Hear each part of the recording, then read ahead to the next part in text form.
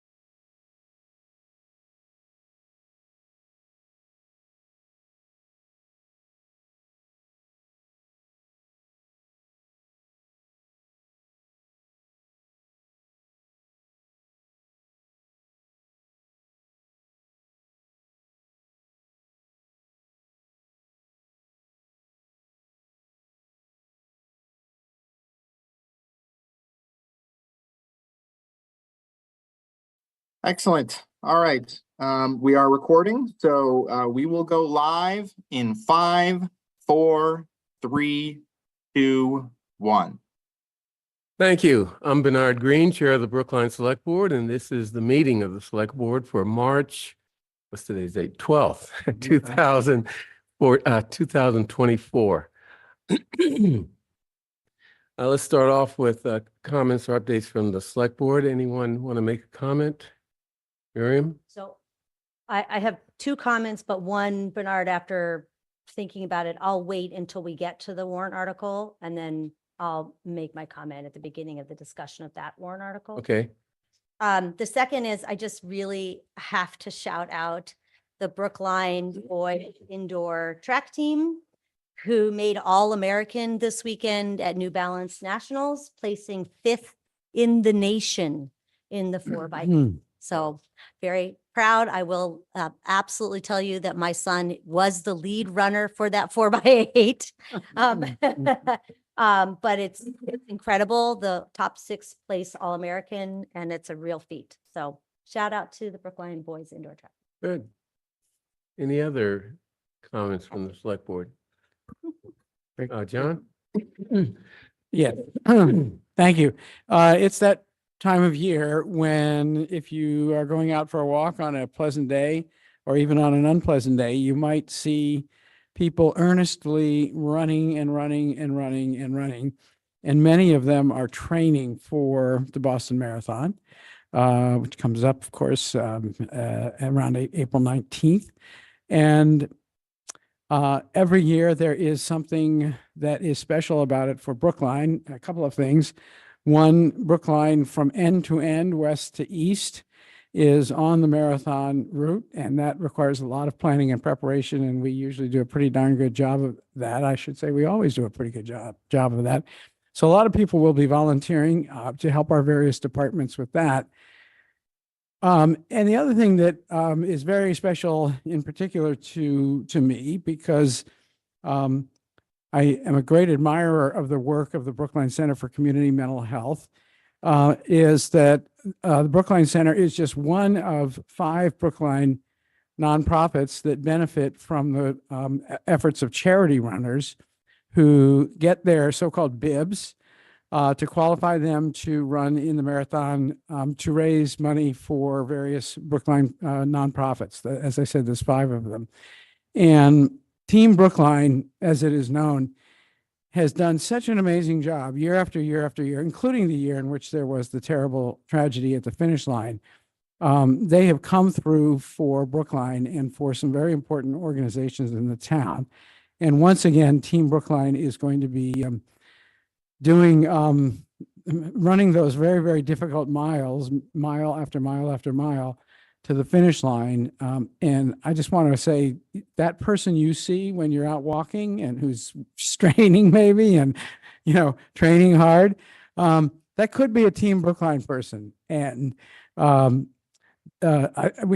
think we should all keep in mind the Team Brookline runners this year. And also check out Team Brookline website. You can access it through the Brookline Center for Community Mental Health website. And if you're so moved and if you feel generous, make a generous donation to either one of the benefiting charities and their runners, or to the team as a whole, and then it gets divided among the various benefiting charities. Hats off to the Brookline, Team Brookline, and all of the runners who make it possible. Thank you, John. Any other comments from the select board? Pardon me? I did want to flag the Supreme Judicial Court's decision upholding Brookline's bylaw banning the sale of tobacco products within the town to anyone born after January 1st, 2000. This is currently the only type of law in effect in the world. New Zealand's government changed and it put its on hold. I think it's a major tribute to the town meeting members who came up with this. The petitioners on that warrant article in 2020, including, and I apologize, I don't have all of your names, but I know Kate Silva and Anthony Ishak played major roles in that, as well as several other members of our community, to Town Council Joe Callanan and his office and the entire team, former Assistant Town Council Patty Correa, and the team at Northeastern who defended the law all the way up to the Supreme Judicial Court, to Sigal Reese, our health director, who is in charge of implementing this, and all of our inspectors and teams who have been working collaboratively with our retailers and vendors. We have heard the concern of the vendors and retailers about the potential impacts of this law, and we are working with them to mitigate it. We know that tobacco is the single largest avoidable cause of death in the United States, and this is a really remarkable achievement for the town. So residents who have spearheaded this and supported this should be very proud of this accomplishment. So thank you. Thank you. Next, we have public comment. Remember, this is public comment on items not on the agenda. So, Charlie, like to lay out the rules? I would certainly love to do that, Bernard. Thank you. Give me just a moment to pull up the script. Thank you for joining us for public comment. This is an opportunity for us to hear your perspective on the issues in Brookline that matter to you. Each person speaking tonight is limited to 3 minutes. You don't need to use the entire time, but you may if you like. Once a total of 15 minutes have been met for public comment, there's an opportunity at the conclusion of the select board's business for additional comments. Members of the public sometimes raise questions during public comment. We may be able to provide a quick answer to a question, but are more likely to work with staff to get a more thorough answer and respond over email. We'll let you know when you have 30 seconds remaining and when your time is up. Please conclude your remarks at that time. If you have more to say, you are always welcome to send an email to board members expressing your thoughts in greater detail. We do have a few people signed up for public comment tonight. And so the first person signed up for public comment is Donnell O'Neill. I believe Donnell is in person. I could be wrong though. No, he's here. It's here. Okay. Feel free to approach the presentation station, Donnell.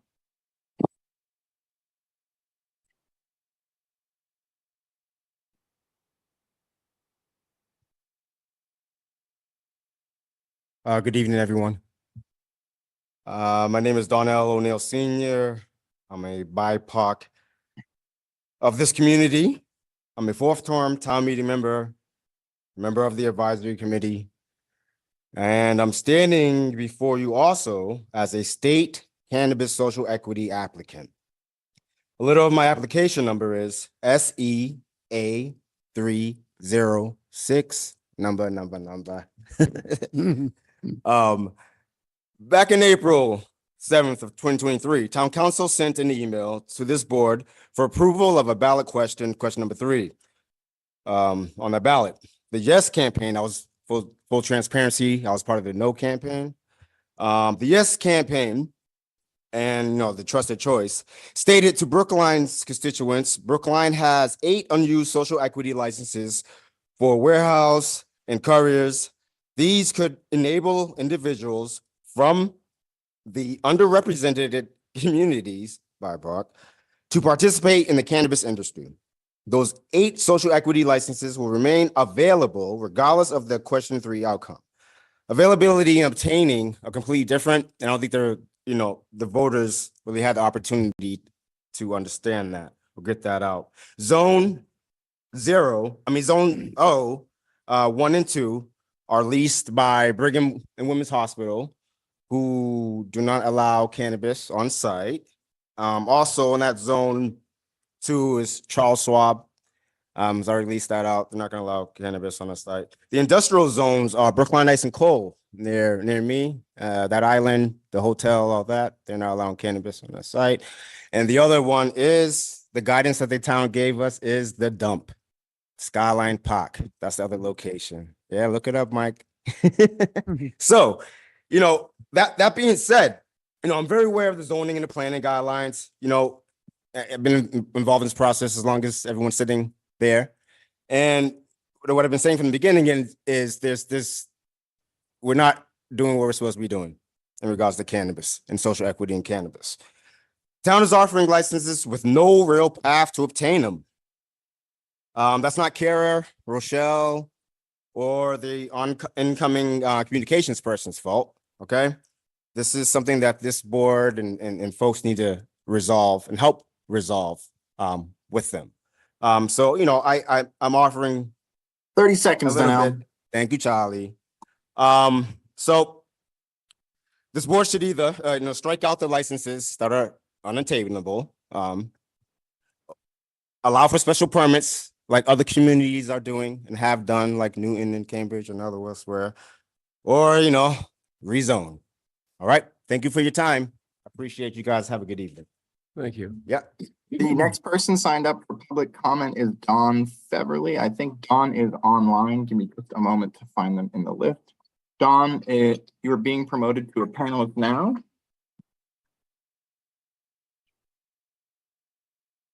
Dawn, you've been promoted to a panelist. You may share your video and if you feel comfortable, and unmute, and your 3 minutes will begin. Hi, I'm Dawn Feverly. I haven't done this before. So I just had a quick question. I take my daughter to speech all the time, and we park on we use public parking with the meters. And I know you guys are increasing the rates of that soon in order to be more in line with other surrounding towns. Could we also make the convenience fee in line with other towns, because it's quite a bit higher than others? And so that's the end of what I wanted to ask, if that could be possible, please. Thanks very much. If you would leave if you'd send an email to selectboard@brooklinema.gov with your contact information, we'll follow up with you on that. All right. Thank you so much. Thank you. Okay, the next person signed up for public comment is Lisa Cunningham. Lisa, I'm going to promote you. I believe you are in the chat. Hold on. There you are. All right, I've sent you a promotion.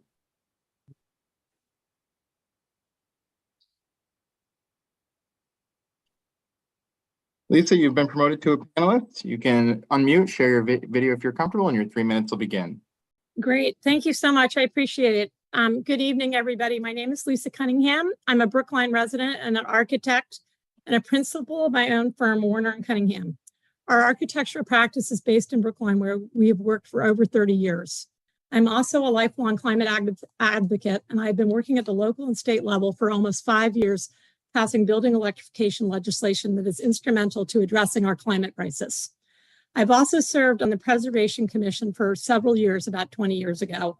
I'm very familiar with building technology and the new energy code, as well as modern window technology.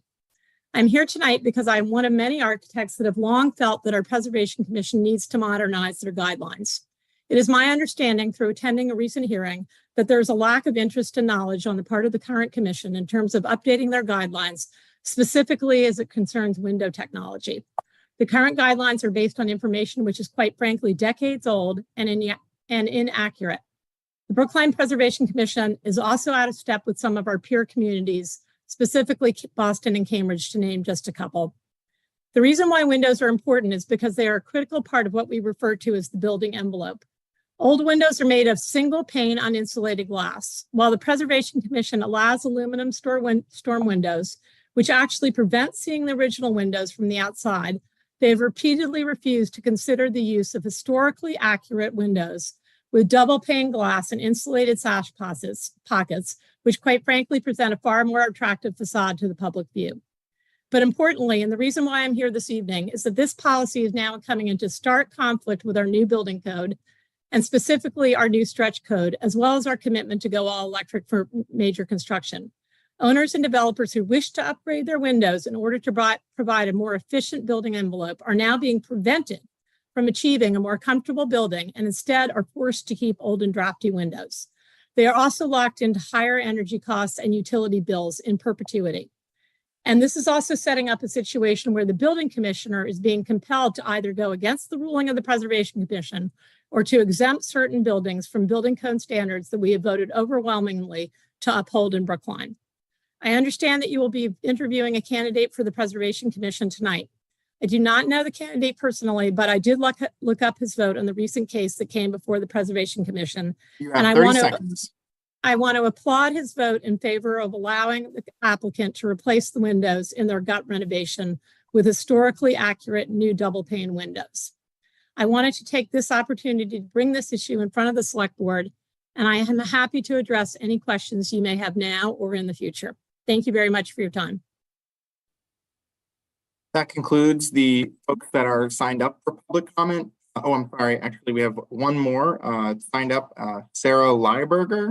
Sarah, I'm going to promote you to a panelist.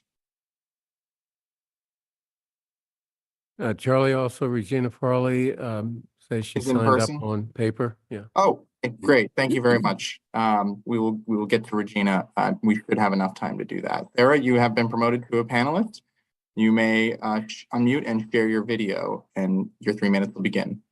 Hello, everyone. After afterward. I'm sorry, Bernard. Can you fill me in what's going on? No, we're good. Go ahead. Yeah, You we're were good starting. now. Yeah. Thank you. Oh, okay. Please go ahead and begin, Sarah. Your 3 minutes will start whenever you're ready. Okay, so I'm here today because I want to bring up the topic of a ceasefire in Israel and Palestine.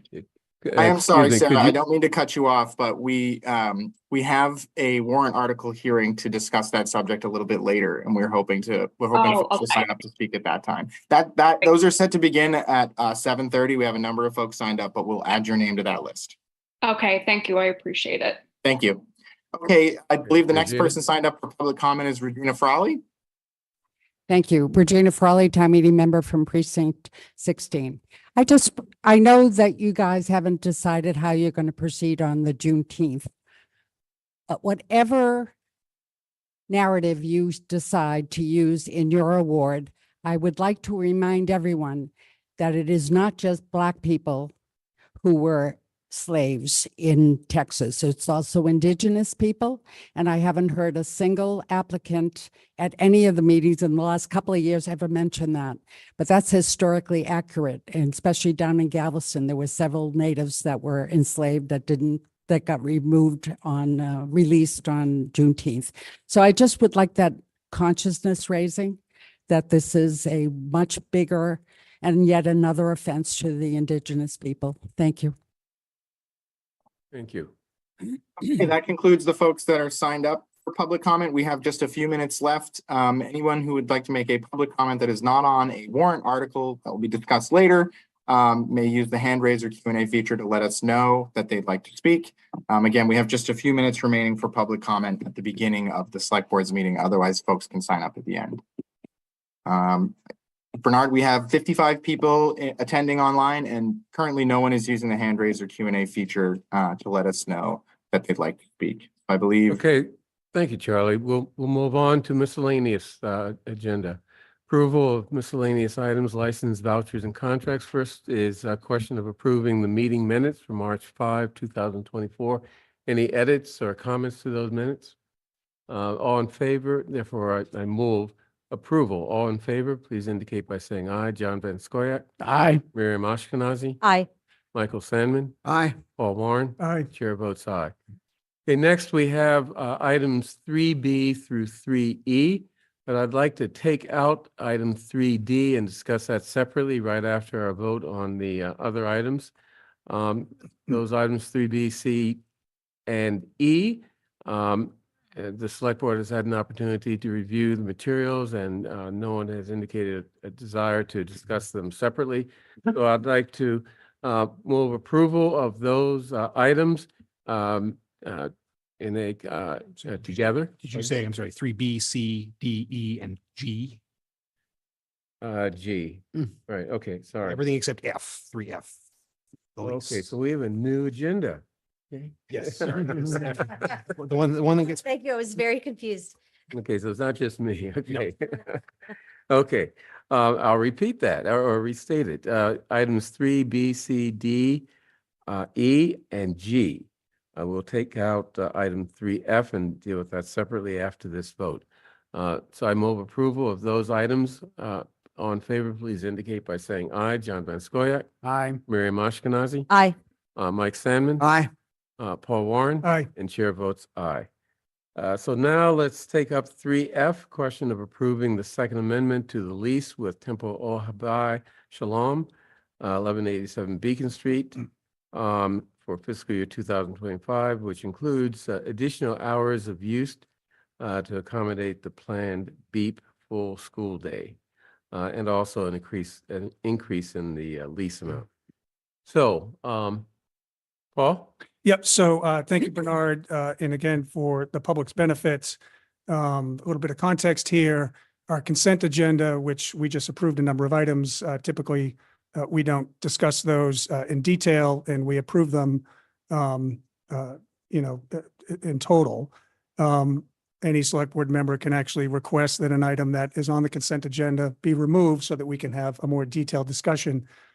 In reviewing this request, this is a request from the school committee for the select board to approve an amendment to an existing lease for space for BEEP in line with extending BEEP's program to a full day. I raised a number of questions today and got responses, and I thought it would be very helpful for the board to at least have the information before we vote. So further context, the school committee is recommending and has put forward a plan to move BEEP to a full day program. And full disclosure, I have 2 graduates of the BEEP program. I'm a huge fan. I think it's very important. And I do think moving to a full day program will be very, very helpful for the community. The question was about the lease. In the packet, there was a total amount for the lease, but it wasn't clear as to how much the lease would be increasing. And I thought it would be helpful to talk about that. But more importantly, in the presentation by the school committee about the expanding BEEP program to a full day, it was presented as kind of net neutral, cost neutral. It was budget neutral. And so there was the expectation that there wouldn't be any increased cost to the budget. And if there was, it would be covered by the revenue and tuition. The lease is in addition to that. And it's coming out of our capital plan, the CIP. Historically, for I don't know how long now, maybe 5 or 7 years, we've been paying leases out of the capital budget. And that's really, leases are an operating expense. So it's difficult to really understand what the full cost of an operation is if we're using capital money for the operation. So Chaz, you had shared with me that the incremental amount of the lease is $77,000 over the lifetime of the lease? I believe so, yes. And how long is the lease? So the original lease term was, I believe, sorry, for a 3-year term with 7 1-year options to renew. So the term itself will expire in July 1st of 2030.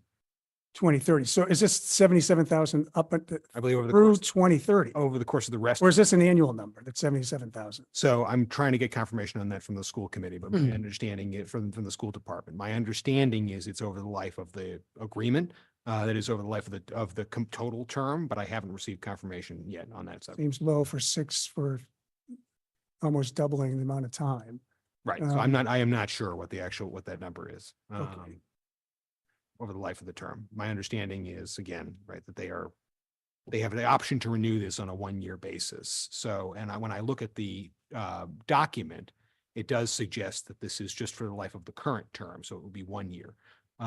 So this is an incremental 77,000 that is coming out of the capital budget as opposed to the operating budget. So the schools have a capital line item for for classroom capacity, and that's what they tend to use. So they have classroom capacity expansion, which they use this for, and then classroom capacity for situations where during the build out, during basically the duration that they don't have full availability of their facilities, they rent things. And so Has anybody come from the school department to talk about this tonight? Or? no, I think it was a relatively late Okay. poll, and so I wasn't able to get someone to come Okay. in and speak about it, unfortunately. But sorry, may. Sure. There is an existing line item in the capital budget for items like this. So there's a line item for classroom capacity. Okay. And what the school department has said is that in situations where the leases are being used to augment classroom capacity for some reason, particularly if, as now, school department doesn't have full use of all its facilities, or the facilities are insufficient to meet the need, they consider this a one-time expense that is eligible for capital spending. It is an operating expense, though. That is a fight that the advisory committee has gotten into the school committee on many occasions. Well, I think it's a legitimate issue. And I guess the question I have is, do we have a plan to move away from using capital for operating expenses? And when might that be? So the school department has committed to moving these leases away from the capital budget. That is my understanding. I don't have a timeline for when that commitment has been made, but the idea being that, right, we should not be, the town does not, and the schools should not be using capital money for capital money for operating expenses. Yeah. So that's, the position that I understand from the superintendent's office is they understand that this is meant to be a temporary measure due to limited capacity in the department currently, and it is not intended to be a continuing operating expense carried in the capital budget. Okay. Okay, I see Melissa's on the screen, but Mike, do you want to? Let's hear from Melissa and then. Sure. I just wanted to give a little bit more background to Paul, since this has been an issue that gets raised every year. Ever since we've had the classroom capacity item in the CIP, this was a decision that was done when an override was built around 2015 in order to lower the override amount. The leases for the temples were moved into the CIP and were viewed as a kind of a temporary measure as the town was exploring a site for a new school. Obviously, a lot has happened since that time, and we are still in leases, and the classroom needs have changed as well. And I think the school committee has heard loud and clear from the advisory committee the desire to get out of these lease arrangements. Clark Road is an example of a lease that we had that is going away, and I think that they're looking for ways to fold the BEAT programs into the buildings as more capacity expands. I guess, Melissa, I'm less concerned about the leases than how we're accounting for them. So we're using free cash that goes into the capital plan to pay for an operating expense. And I just wonder, do we need to wait for the leases to go away to start paying these out of the operating budget? Or are we committed and stuck with using CIP money to pay operating expenses? So a portion of the CIP is funded with operating revenue. So not all of it is one-time in nature. What I've said to the advisory committee pretty consistently is the only way to shift these back into the operating budget is to either find reductions that allow you to move that money, or change the CIP policy so that there's less money going to the CIP, more going to the operating budget, or the next override cycle, you'd need to make an adjustment to provide the capacity on the operating side as well. So, these are kind of the choices that we have currently. Okay. Well, Mike, did you? He was Yeah. So You don't have to. So I just I know that we're giving up or we no longer need the Clark Road lease, and that represents about $1 million. And I believe I spoke to Helen Charlevsky in context of something entirely different today. she said that there's about $700,000 in lease costs left remaining. Yep. It seems to me like, given that we have additional capacity in the schools and additional capacity is coming on when Pearson's done, that it would be sensible to sort of transition BEEP back into the schools and get out of the leases and recognize that for future leases of any sort, we should be taking them out of whatever operating budget, town, school, whatever it is using the facility. The question is, what do we do with this? Yeah, no, so I'm not, again, as I said earlier, I'm not opposed to the contract. I think it's just important that Yep. on complex items like this, we put them into the consent agenda and they just kind of wish through quickly and without transparency to the public. And I think we just need to recognize and let people know that, we're not really accounting for the expenses for the surface. The operating budget does not cover the complete costs, that we are actually using capital funds in order to pay for operating leases. And I just think that just needs to be clear. As someone who has young children in the schools, I think it's important that we continue to properly fund education. It's very important to me, and I know as many other parents. But I do think we need to have a clear understanding and accounting of what it's costing the town in order to provide that service. And that means aligning operating expenses with the proper budget. So as I said, I'm not opposed to the contract. I think it's important that people understand what we're doing. Okay, any other discussion on this? Any objection to voting now? Okay, I move approval of the Second Amendment to the lease agreement with Temple Ohabai Shalom, including more hours of use and an additional lease amount. All in favor, please indicate by saying aye. John Van Scoyac. Aye. Miriam Ashkenazi. Aye. Michael Sandman. Aye. Paul Warren. Aye. Chair votes aye. Okay, going to our calendar. Part of the agenda, boards and commissions, interviews and/or appointments or appointments. Following candidates for appointments to the Preservation Commission, following candidate, singular, John Spears. He was appointed as an alternate in 2020 and now is being promoted to a regular membership on the Preservation Commission. And I'm sorry, I have a brief update there. Unfortunately, Mr. Spears learned recently that he is leaving the town, and so is unable to move forward. But he He's sent, moving out of town? yes, he sends his regrets and wishes the best for the commission. Okay, So you'll have another person to fill the vacancy, okay, so, and you'll have an alternate to fill. Wow. and he's doing a good job there too. as Yes, an he alternate. has. Yes, he has. Okay, well, that takes that item off the Yeah. agenda. Next is the Community Preservation Act Committee. Let's see. Steve Hyken. Yeah, the agenda wasn't clear on that. Now, Lincoln Heineman for the Retirement Board is a separate item, right? Yes. Okay, good. Community Preservation Act, Steve Hyken. He's the Housing Advisory Board designee. Is he available for interview? He's not available for an interview, but I thought in this instance, given that he already serves, he is the HAB's designee to this Right. board, and it was important for us. It was a request of both the HAB and the CPA to move forward on this expeditiously. Okay. Mr. Hyken is the, former chair of the planning board, and obviously is known to this board and has interviewed before in the past. Obviously, by preference is that in these circumstances, people come before you for an interview regardless, but just so that people can see. But in this instance, given the timing and the need for the CPA to have a full complement, the CPA committee to have a full complement, we put it on your agenda. Paul? Yeah, so Bernard, I did have a lengthy conversation with the chair of the HAB, Roger Blood, about this request. And Roger provided a lot of helpful information. So there was another appointee representative from the HAB to the CPA committee. And that individual ended up resigning from the HAB for a number of reasons and was no longer able to serve as a designee to the CPA committee. And so Mr. Hyken had been serving in an alternate capacity, actually, and had attended a couple of meetings.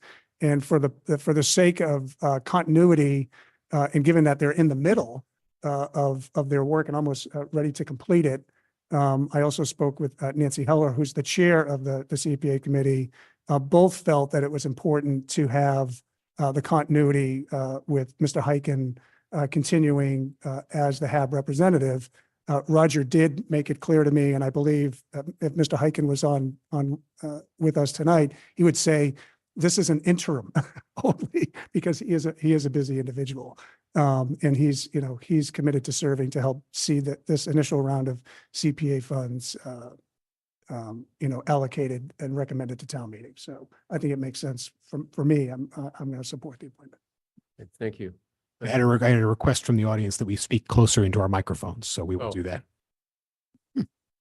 Thank you for reminding us. Any other comments?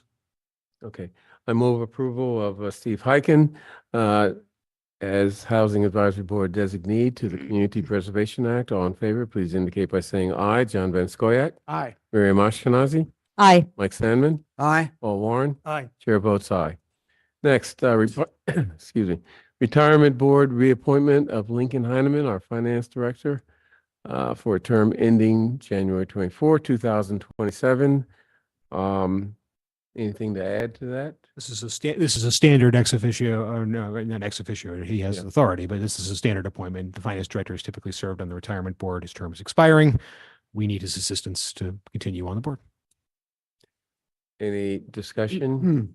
Okay, I move approval of Lincoln Heineman, our Finance Director, for appointment or reappointment to the Retirement Board as an ex officio member. All in favor, please indicate by saying aye. John Van Scoyac. Aye. Miriam Ashkenazi. Aye. Mike Sandman. Aye. Paul Warren. Aye. And chair votes aye.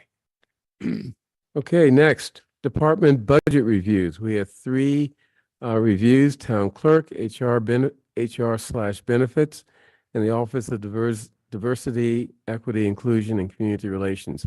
Let's go with town clerk first.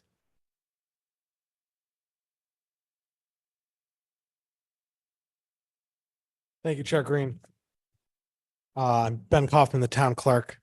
Before I get into the full budget presentation, I do want to give a special thanks and appreciation to Charlie Young, Melissa Goff, and the team that put together this budget.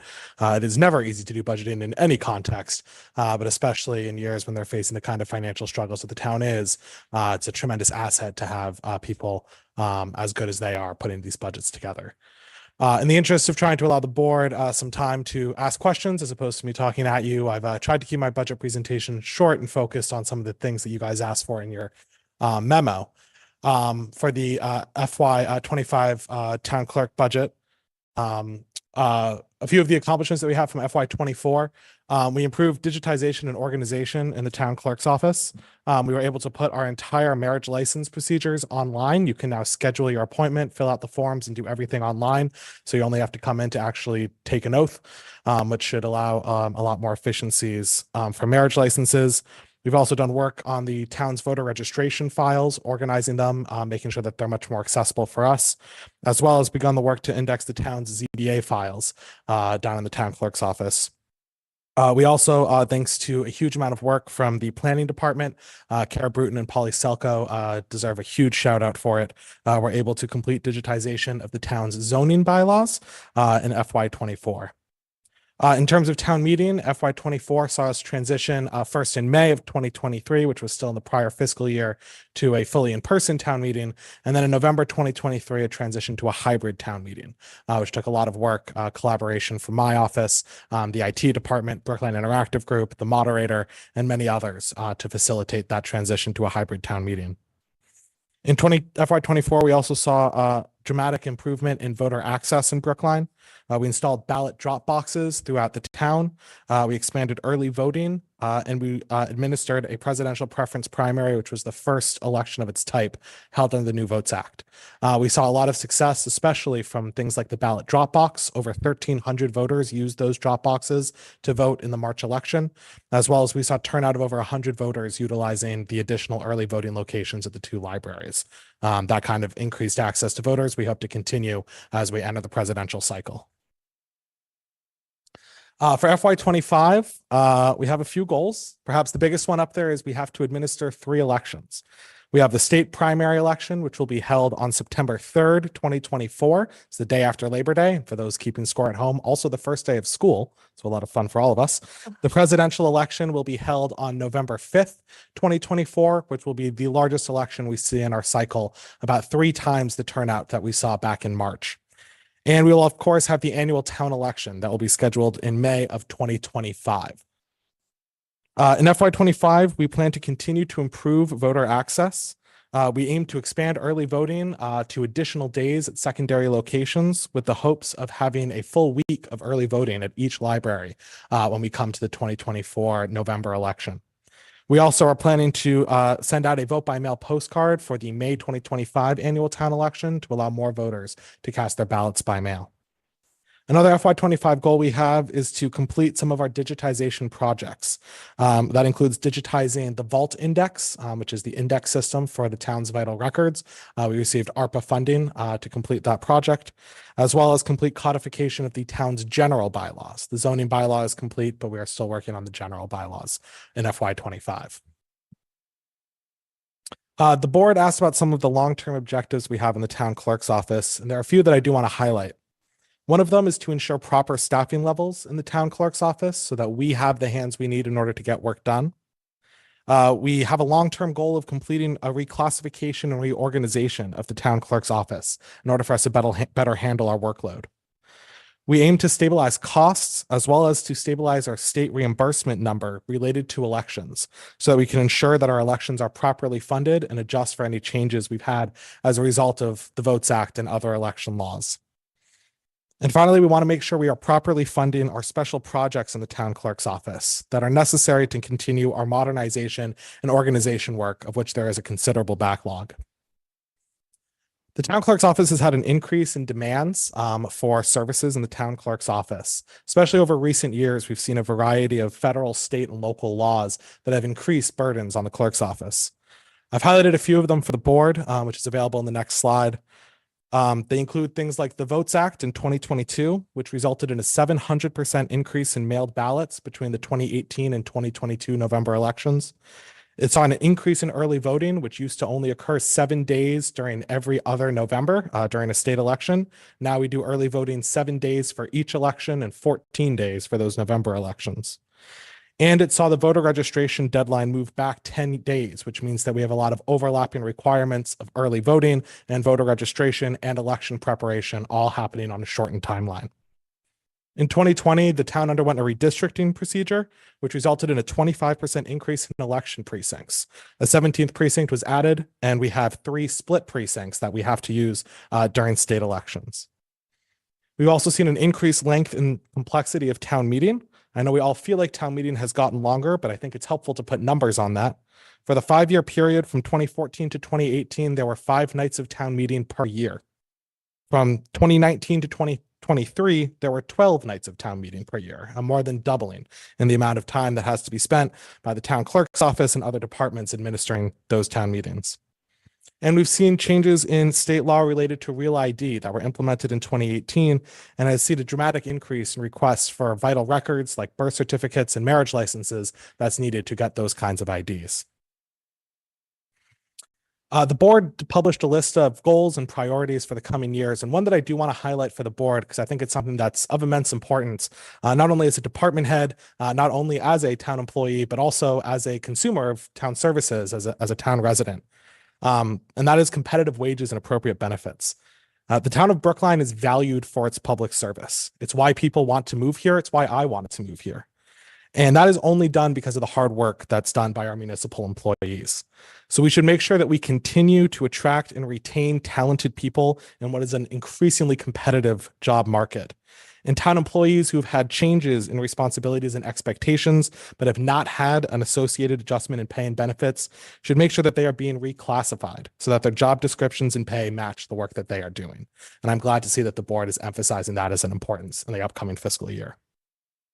These final 2 slides are what I would do with an unlimited budget. It might be tempting to say I would give myself a $5 billion raise, but that seems unrealistic, and I still don't know if I could afford a home. But instead, I did want to highlight two objectives of my office that if we had unlimited money, we would be able to do. Unfortunately, in this budget, we don't have that kind of funding, but hopefully will be considered for a future budget.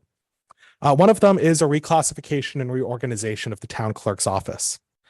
The town clerk's office has outgrown its organizational structure, and it's become overwhelmed when we have a lot of work, especially during election seasons and other busy times. As a result, we frequently have to pull back on the services that we offer. The town clerk's office should instead be reorganized to reflect town clerk's offices in similar sized communities, with a difference between a vitals and licenses division and an elections and census division. This would allow employees to be focused on their division and their area of work, and ensure that work isn't being dropped just because we are in busy times somewhere else. Finally, as part of that, employees should be reclassified so that their job descriptions and pay match the roles and the work that they are actually doing. The other thing I would do if we had unlimited funds is I would ensure proper staffing in the town clerk's office. I'd hire additional permanent full-time employees, which would allow us to do a variety of things. Things like increase digitization efforts of the town records, provide additional vital record services, including genealogical research, archival research, and preservation work. That would make services, including town census, available online, and that would ensure that full services are being offered even during elections and other busy times. While I understand we do not have funding in this year's budget, I do hope that the board will keep in mind those kinds of demands on the clerk's office as we discuss FY26 and beyond. So that is the outline of the town clerk's budget. I'm happy to take any questions from the board. Let's start off with Miriam. Hi, Ben. So first, I just have to say, I really applaud the job that you have done in voter outreach and accessibility. It really shows, and it shows in the numbers, but every time I see you, I saw you in the elevator last week, was that you were so excited by the voter turnout numbers. I mean, that's somebody who legitimately cares. And I really appreciate that. And that's all I have to say. Thank you. Mike. Sorry, I'll let Mike ask the hard hitting question. Well, I do have one question. I would say I'm surprised that you were able to digitize the zoning bylaw. I didn't think that hard drives were made with that much capacity. But you mentioned reorganizing into an elections division. How would you staff that? Presumably there's a seasonality to that. Would you have seasonal employees, and how would you set that up? Certainly. So it would be structured as an elections and census division, which is several other communities that are of a similar population to Brookline already do this.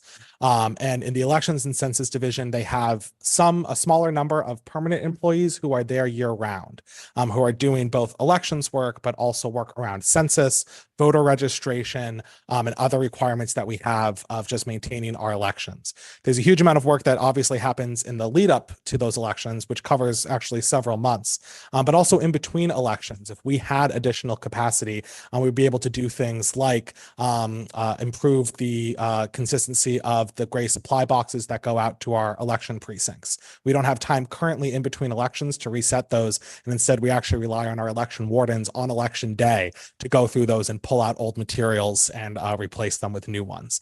So projects like that are an ongoing part of our election procedures, as well as things like the annual town census, which does happen every year and does cover most of the year, would be important. Of course, that would be supplemented by bringing in seasonal folks, as well as overtime employees from town hall we currently use when we actually have to mail out ballots and do other kinds of activities in town hall for an election. And is some of the overtime budget in your in this year's budget, is that for employees from outside of the town clerk's office? So the overtime budget, so we have a combination of people who we bring in for elections. The overtime budget is largely for both town clerk employees, as well as employees of other departments who help out in a variety of ways. And that's everything from the people who come late stuffing ballots, but also the Department of Public Works employees who set up for the elections, custodians who are opening up the buildings at 6 a.m. on election day, a variety of different departments that really help us out with that. And we have to pay all of that overtime. Okay, thank you. Good. I'm really happy to see that you're working to digitize vital records in town vault and organize old and improperly stored records. there's a lot of historical information in dusty closets and old drafty and wet buildings that are very important and we're losing. So thank you for beginning that process, which I know is going to be a long-term, very expensive process, but critically important in my opinion. Paul? Ben, thank you for your presentation. And I'm a frequent visitor to the town clerk's office. Your staff is always friendly and professional and fast. So thank you for your leadership there. And, please congratulate them from me for the work that they're doing. Certainly. Two quick questions. One is you mentioned the town bylaws getting updated on the website. That's a frequent challenge for those who want to submit warrant articles and kind of getting at the most recent. Do you have a sense of when or the most up-to-date bylaws would be posted and how we will keep them consistently updated? Certainly. So we are currently undergoing a project with General Code, who's the same company who did the codification of the zoning bylaw. And I actually had a conversation with them late last week about that process. They're currently putting together what they call the final version, which they would then send to us for review. It then does have to go through town meeting for them to incorporate some of the necessary changes that we had to make in order to bring the bylaws all together. And those are changes like some renumbering and things like that, all need to go through town meeting for approval. They've laid out a schedule that I believe will allow us to bring that to town meeting at the November 2024 town meeting. I say that with a caveat, which is that my office is going to have a dramatic uptick in work about halfway through the summer. So assuming that we do get that from General Code sometime in late May or early June, which is what we expect, we then should have time to get that turned around so it's ready to go onto the November town meeting warrant. If we end up not getting it from them until mid to late August, it might be something that we don't have the capacity to get to due to the November elections, in which case it would come before town meeting in May of 2025. So that is the plan. Once we have General Code in place, it's actually fairly easy to keep it updated. Anytime we either approve an article in town meeting, we send it off to General Code, and they will actually flag within the code if there is an article that is pending before the Attorney General's office. And then once we get the approval back from the Attorney General's office, it would automatically incorporate it into the code. Okay, so the ongoing maintenance would be very quick. Correct. And then my second question is, I'm sure you can relate this time of year, election season. I don't know how many emails you get about the frequent voter list and requests for that. I assume there's quite a few because every candidate that's running may do some mailings. Is there any plans to put that information online so that it's not necessary to have to send an email to Ben and give Ben a call to remind him when he's busy? That would be considerably easier. Currently, state law requires that when we provide a list of registered voters, we have to have a written paper trail of that request. So that's why we do require people to make that request and to make it in writing. Unfortunately, just calling us doesn't work. So if you send an email to us, we just actually finished updating our list of uploading all of the voter histories. So we are going to be generating those lists tomorrow and sending them out for anybody who has requested them. But it is something that does need to be requested in writing. And an email to you is correct. An email is sufficient, and we do provide that as an Excel spreadsheet. I learned something. Thank you so much. Don't be concerned about getting 100 pages of printout. We can send that. Okay, thank you. Miriam. Sorry, I do have a follow-up question. Looking at the actual budget, and I think I know the answer, but I just want to get it. It looks like the overtime pay goes up, percent change is 449%. I'm assuming that's because there's a presidential election. Yes, that is correct. The presidential election, for context, last year, the annual town election had the highest turnout we've seen in a town election in 15 years. We had a little over 30% turnout. We expect presidential to be closer to 75 or 80% turnout. So we definitely see a high uptick in vote by mail ballots, in processing ballots when they are returned, and having to staff additional early voting and schedules like that. And a lot of that is what's incorporated into that overtime. And do we get federal and state funding to help supplement that? So there is state reimbursements related to two different places. One is we get state reimbursements for uniform polling hours. This was a change back in the 1980s where they required us to have voting start at 7 a.m. That is a fairly stable number that we get in each election. The other reimbursement, which is less stable currently, is reimbursement related to the unfunded mandates in the Votes Act, which is the vote by mail and the early voting.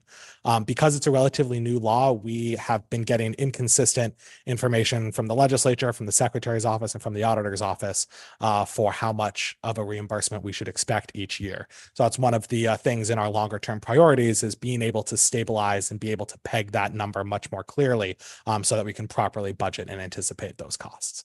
Thank you. John. Thanks. And Ben, thank you very much for everything the office does. I have decided that I'm going to do a little bit of historical checking these days. So forgive me if you're the first one to enjoy the results of my historical checking of budgets. And because 10 is a nice round number, I thought I'll compare the FY 2025 budget to the actual expenditures in FY 15. And in the case of the town clerk's office, a couple of things happen. The actual, size of the budget in terms of what we're going to spend in FY 25 is about double what was spent in FY 15. I'm not sure that that's all that extraordinary, given you've got some extra numbers, because of the election year and so on. But on the other hand, revenues were better in FY 15 10 years ago than they are projected to be in FY 25, and then they have been, in the last couple of years. $203,506 in revenue in FY 15, versus something like 160 some odd $1,000. Is there something that can be done to get revenues at least back up to where they were in 15, if not better? So one of the things I would have to double check, because I want to make sure I give you the proper information. Yeah. Historically, there was a time when the town clerk's office did additional services, especially passports, fish and game licenses, and some other licensing that was taken by the federal government or the state government. So it's no longer done by the clerk's office. So I want to make sure that that is included in the FY 15 before I say that that's that makes perfect sense for the decrease. We've had conversations in the office about increasing some of the fees that we do charge for various services. We charge for vital records, we charge for dog licensing, we charge for business certificates. Some of those are set by statute, but some of them also can be set by a fee schedule, which actually would go through this board. So if you'd like, I'm happy to take a look at our fee schedule and compare it to some of our peer communities to see if there's any desire to increase fees for some of the services that we provide, and that would end up coming through this board. We're kind of fearless when it comes to increasing fees. At least Easier when you're not the one haven't taking so the credit far. card at the counter, for sure. We're going to reach our limit pretty soon, I'm sure. But I think that sounds like a good idea. If indeed it is, partly as a result of fees that just have not kept up with inflation. Certainly. Okay. Thanks. Any further discussion from the select board? No? Excuse me. Thank you, Ben. Always appreciate what you do. And when you come before us, we can say we appreciate it. Thank you, Chair Green. I appreciate that. And I will remind everybody that nomination papers are due 1 week from today. So feel free to get them in, including if you'd like to run for town clerk. Thank you all. Okay, next we have HR and benefits.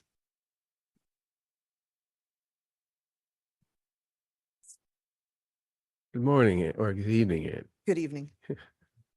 Not as tall as Ben. Not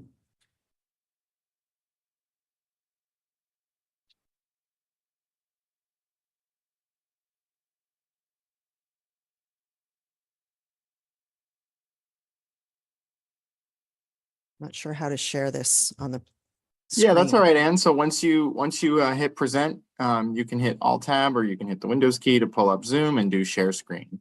You should be able to do that. That way you can Okay. share, everyone can see. If you have any trouble, I'm happy to pull the slides up. Just let me know. Yeah, if you would pull the slides up because they're not showing on the screen in the room. No problem. Give me just one moment.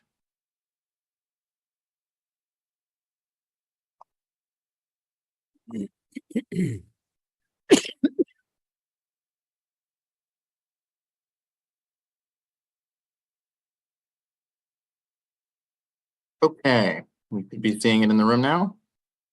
Yes, thank you. Good evening. My name is Ann Braga. I'm the HR director for the town of Brookline, and I'm here to present the HR and benefits budget. Joining for part of the benefits may be Melissa Goff, as she has some of the updated numbers from what is on the presentation screen. So this is just a word bubble on the meanings and words associated with HR. And now moving to the next slide, where have we been and where are we going?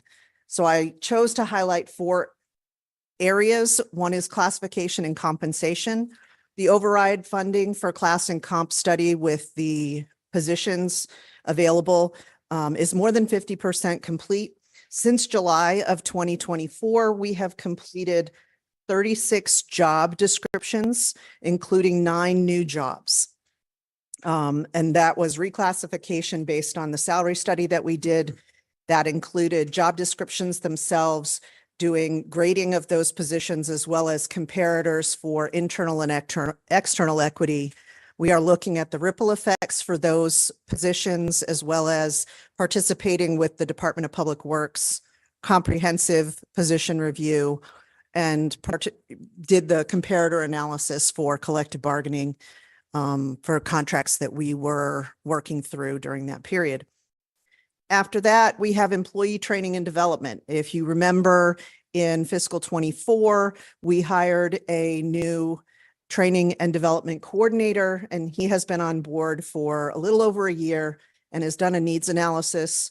And during that time, we have continued to do training on harassment and other policies, the ethics compliance, which is both annual and biannual.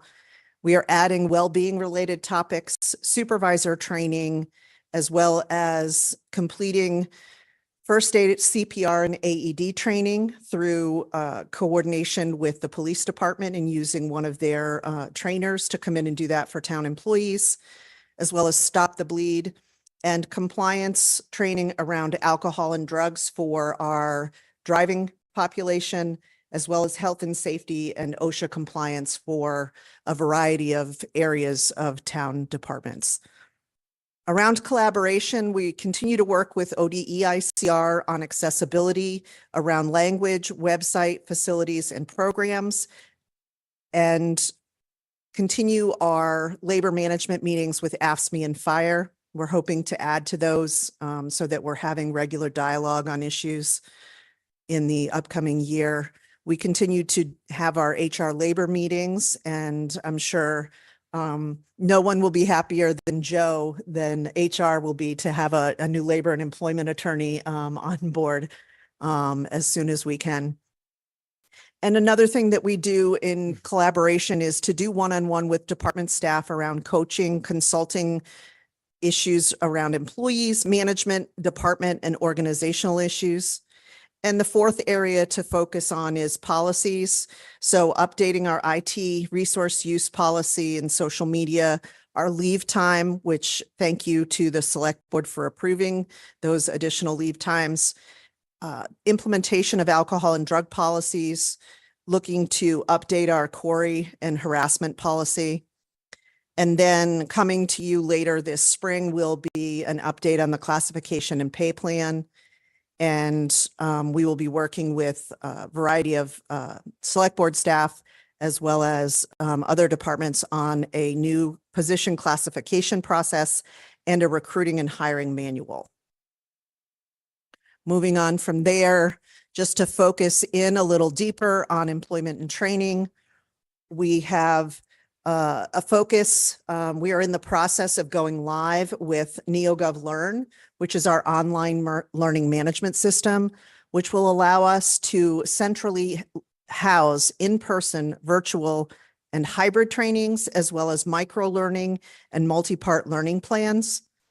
And the areas of focus that we're looking to highlight as we go live with this is new employee training, supervisor training, cultural competencies, coaching and mentoring, again, compliance and policies, as well as health and safety. And something I wanted to highlight because it takes a lot of our time is around investigations. Out of a staff of 7, we have 3 senior staff with additional responsibilities to other than investigations with a combined 75 years of HR experience.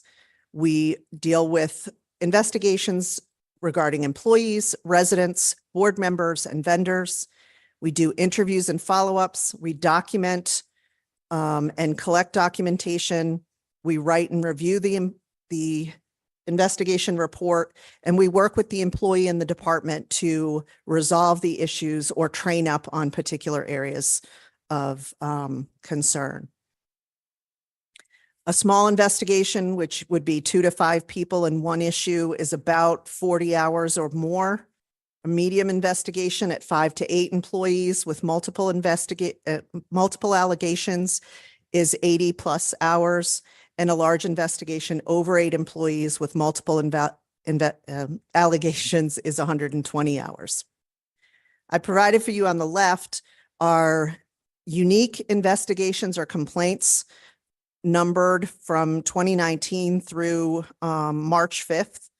And we went from 14 to 20, or we went from 14 in 2019 to 22 in 2021, 20 in 2022, and 21 in 2023.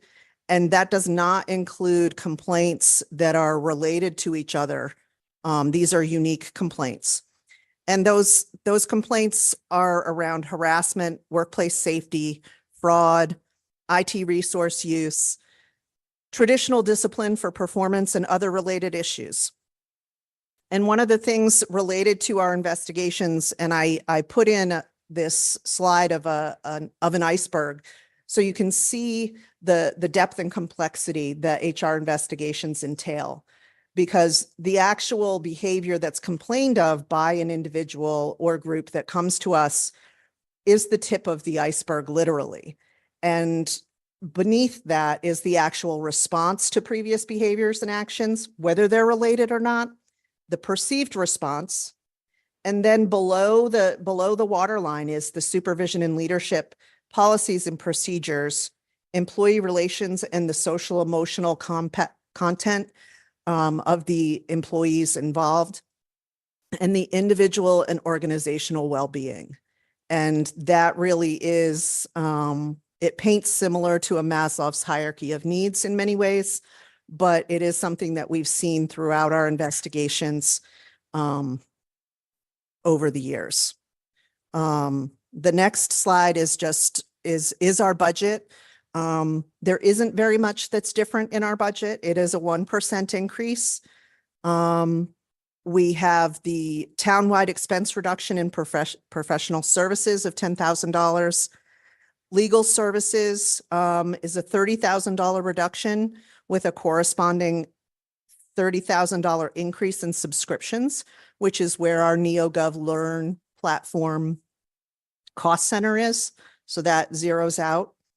Our data processing software reflects an increase of $13,800, and that primarily ties into providing full funding on our applicant tracking system. So where people are applying for jobs for the town positions.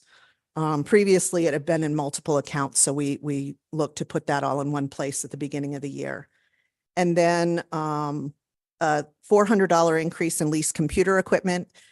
2 of our laptops are COVID loaners, and they have come to the end of their useful life. So we are needing to replace those. Limitless possibilities. Before I started working in HR, I worked in budget and tax. So it is really hard for me to talk about limitless possibilities, but I will. Staffing levels to meet industry standards for full service human resources.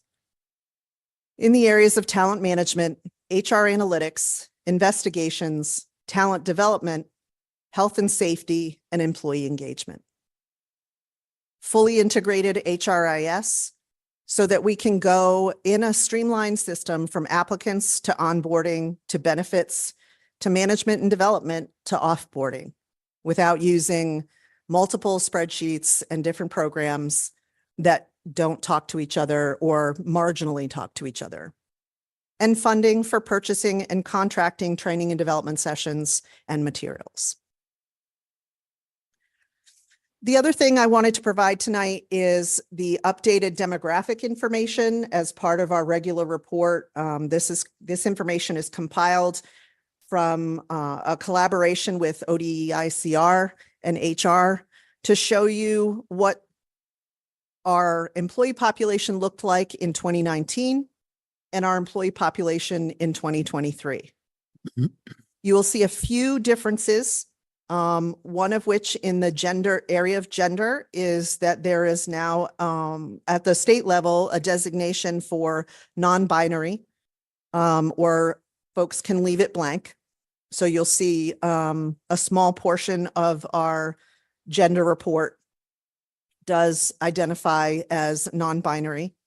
We do have a drop in our male to female ratio where males represent 70% down from 72%. And on our racial diversity, our white population overall across the town went down from 79% to 74.4%. We see an increase in Hispanic from 6 to 9%. Asian population is relatively steady, and our Black or African American percentage went up by about 1.5 points, with 2 or more races staying relatively same. The next slide. What is the percentage for 2 or more races?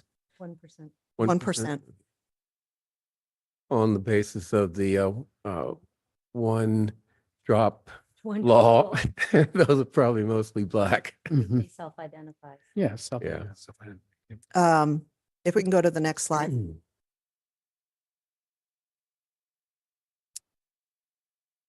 Oh, sorry. Going back to employees in 2023. Sorry, Charlie. Can you go one more forward?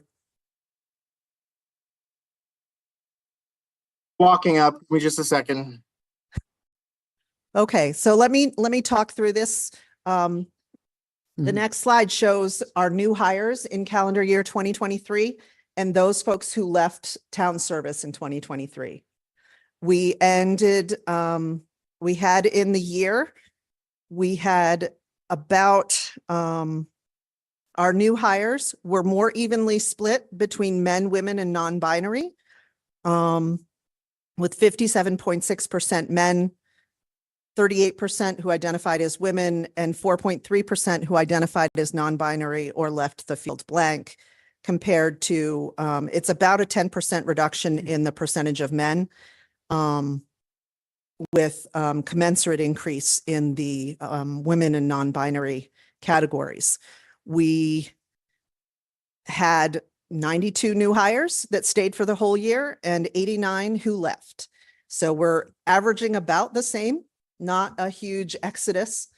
And it's around 13% of the workforce that has transitioned during the year. Our gender diversity for incoming folks versus outgoing folks is we had a 74.4% exodus in individuals who identified as white in comparison to 63% who came in as new employees. New employees for African American population, 10.9%, Asian, 5.4%, Hispanic, 17.4%, and 2 or more races, 2.2%. And the biggest differential is that we had 17.4% Hispanic inflow and 5.8% Hispanic folks who left town service. Next slide. So fiscal 25 benefits, I'm going to turn it over to Melissa. Do you want me to stop or to have Charlie stop sharing, Melissa? Yes, because I prefer the view on OpenGov, so I think we're all set with the slide deck. If I could just get screen sharing privileges, that would be great.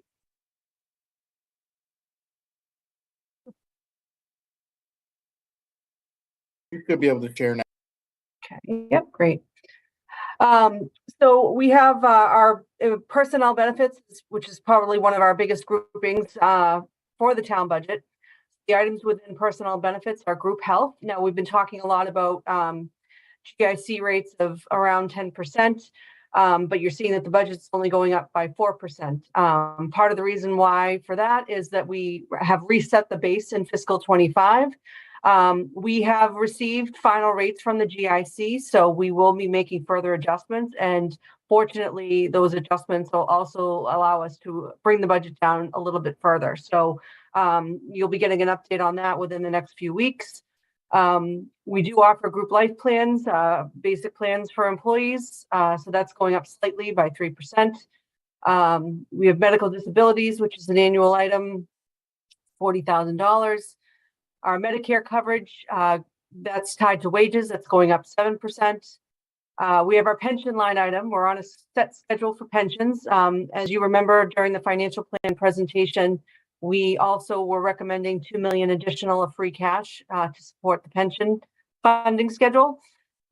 We talked about public safety, injured on duty medical expenses, looking to increase that by 675,000. Some of that is also coming from free cash as well.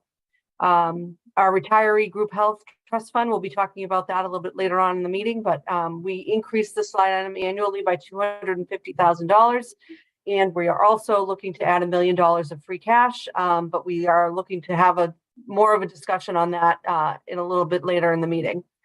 Our unemployment compensation trust fund has a healthy balance, so it doesn't require additional funding. Our workers' comp trust fund balance is looking for $2.2 million, so just a slight increase over fiscal 24. And we are looking to establish a new accrued time trust to deal with some liabilities that we have on vacation and comp leave balances. As people retire, these are becoming bigger hits to our budget. So looking to provide some funding to help deal with that. And so that is a kind of overall summary of the group health budget, or of the personnel benefits budget. Thank you. So I'll be happy to take any questions. Okay, any questions from the select board? Paul? And thank you for your presentation. Two quick questions on HR and then one, I guess, about benefits. You mentioned resident investigations. What does that mean? So our harassment policy covers residents of the town of Brookline in their interactions with either town employees or boards and commissions. Okay, so they report an incident and then you would investigate. Or someone on a board and commission or an employee reports an incident that happened on a board and Gotcha. commission Okay. meeting. All right, that clarifies that. I wasn't sure. Okay. We were investigating residents. We're not doing that. We're investigating complaints by Correct. residents. Okay. And then we, for the first time, we've done an annual review of our town administrator, which was, I think, very helpful and comprehensive. Do we have any plans to do similar types of expectations and reviews, annual review or otherwise for other employees, helping employees set expectations for them, giving them feedback on their performance, helping with professional development, stuff like that? We do that in each department. An example is the library has a more formal review structure. They used to do a review of their part-time temporary employees who work 10 hours a week in the library, and they used to evaluate them on their commitment to the town of Brookline libraries. And most of the folks who work in that example work 10 hours. They're doing it because they're an undergrad or they're in grad school or whatever else. And so some of the detailed nature of some of those evaluations can be challenging, both for the employees as well as the supervisors. We do work with departments on performance issues and those performance and goals and objectives conversations around what the expectations are and the trend and the best practice that we are working with is regular conversations, stay interviews, and goals and expectations conversations. Okay, but today we don't have a formal we don't do annual an or annual biannual, review. here's No. your expectations for your job, here's feedback on your performance, No. things like that. Okay, interesting. It would be good to explore that maybe for the future. Mike. Thanks. Yeah, I second Paul's comment. So there's quite a lot of data here, and I'm always interested in the conclusions that come from the data. One question I have, there were 89 people who left town employment. Do we do exit interviews, and is there a pattern? People leaving because of wages? Are they leaving because of some other situation? What have you actually done enough exit interviews to draw some conclusions from that? So we have done some exit interviews. I will tell you that the highest number of reasons why folks are leaving is to go to another position, followed by retirement and what I'll call other reasons. And that could be disciplinary in nature. It could be performance in nature. They're not, the employees are not voluntarily leaving our service. But if somebody goes to leave to go to another position outside the town, that's what you're speaking of, presumably. There's a reason they've been recruited away. They've decided to look for another job or something of that sort. There's a reason beyond simply moving that underlies that change. There is those that we have spoken with, and we do not have currently the bandwidth to interview all of the folks. Additionally, we may not find out in HR that folks are leaving until after they're gone. So when we've talked to folks in their reasons for leaving, we have some where they're moving to another part of the state or the country. Mm-hmm. Their spouse, significant other, family, whatever the reason. We do have some that are recruited away for a higher pay or a bigger community, and usually higher pay and bigger community go together. Mm-hmm. Thirdly, around those that are taking a different position is they may not live in Brookline, and only 13.8% of our employees actually live within the town limits. And so if they are commuting a distance and they're able to find a position that pays the same, even pays less, or pays more that's closer to them or is an easier commute, we're finding people leave for that reason. Where we're finding evidence that the work from home program is gaining traction as a value add for our recruiting efforts is that we have folks that do live further away that are staying and staying longer as a result of that. Now, obviously, there's not every job is eligible for work from home, right, but where there are the opportunities, folks are doing that. Okay, thank you. One other question on a completely different topic. So, and I apologize for jumping around, but you mentioned training and the fact that we've hired a training coordinator, and that was something that I think we all agreed was a very good idea. At the same time, I know that the fire department has I believe they have their own provider of DEI training. And my understanding is that has been well received. Is that something that you're sort of evaluating with them or in touch with them on? So a few years ago, before COVID, I went with the e-board of the fire union to their leadership conference in Florida. And the Be a Leader program, which is the one that they use for their DEI initiatives, is specifically run by firefighters and deals with the unique culture of the firefighter and fire department community.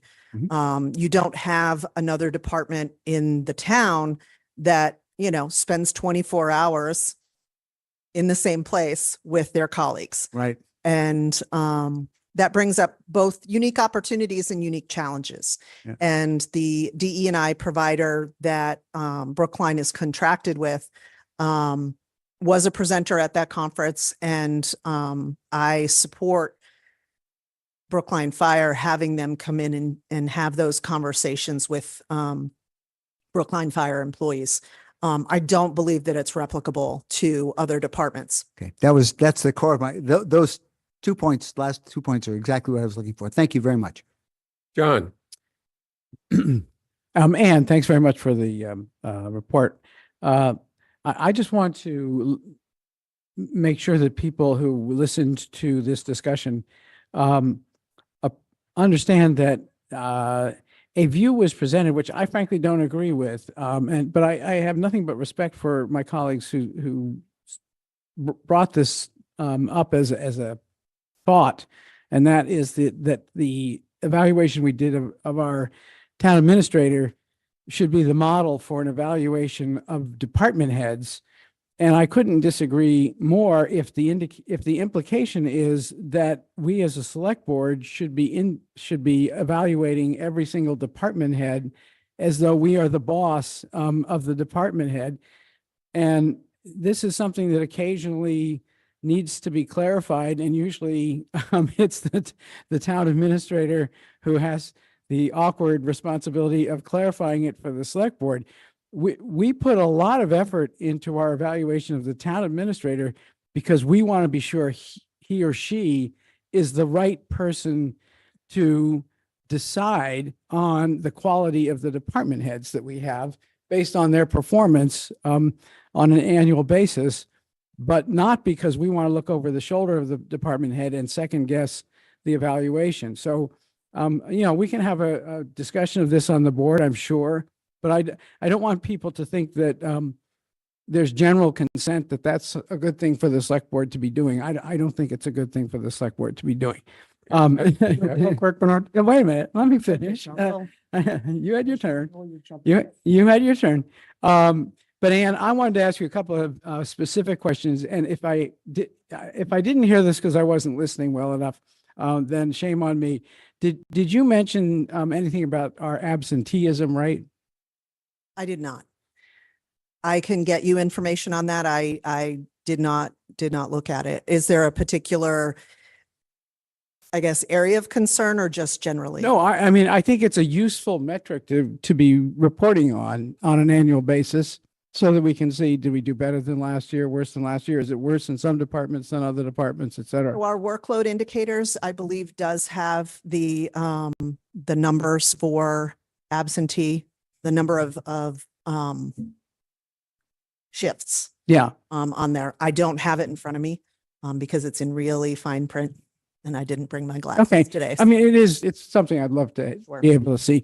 And the other one that, again, if I missed it, shame on me, employee retention rate, which is not the same thing as, how many people come in and how many people leave. It's, what is the average length of stay, as I understand it, for employees who come to work for the town of Brookline. And I think it's a useful number. If people don't stay very long, it tells you something. If they tend to stay a long time, it tells you something. Is there a particular area of interest or are you looking for? Because the global number, I think, would be the global number, but also vastly impacted department.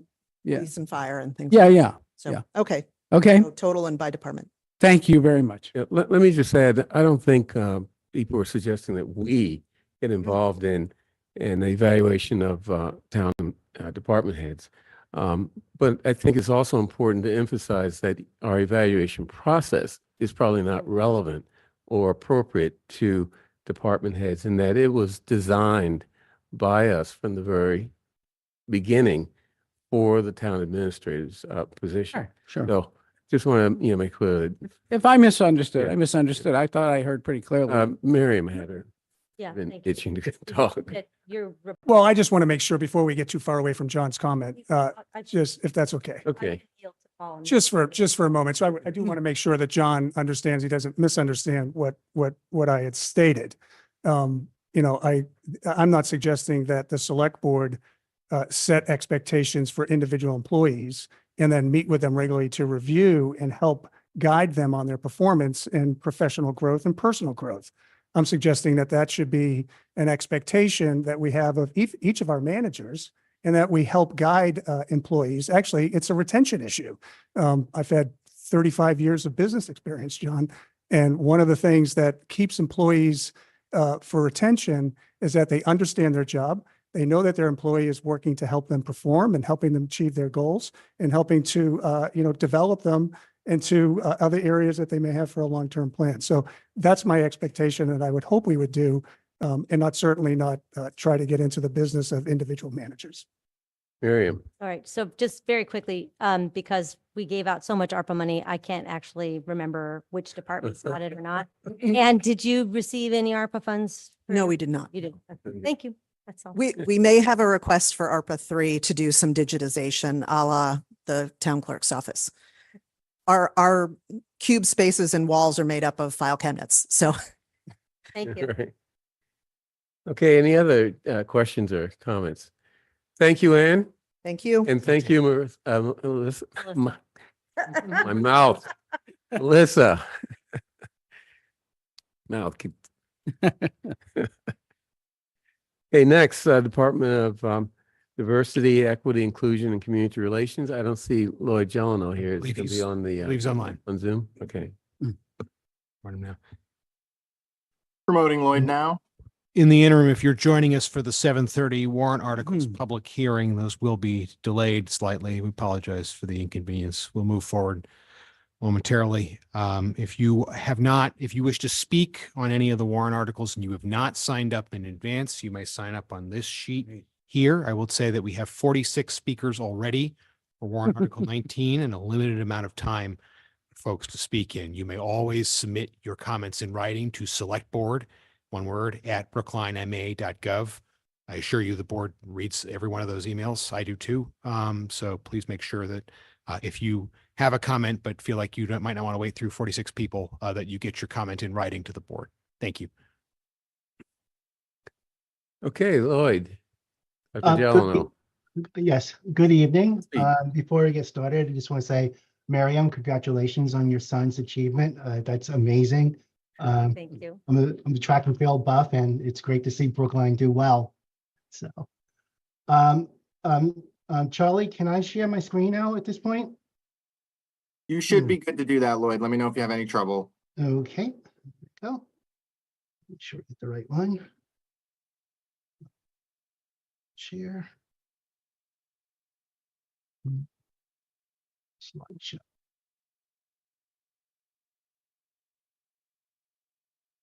Okay, can folks see my screen? We can. Okay. All right. Thank you for having me this evening to share the budget of the ODEICR. For those who aren't familiar with that, that's the Office for Diversity, Equity, Inclusion, and Community Relations.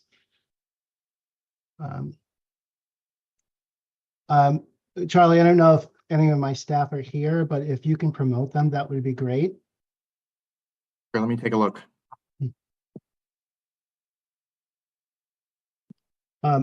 So basically, the mission of our office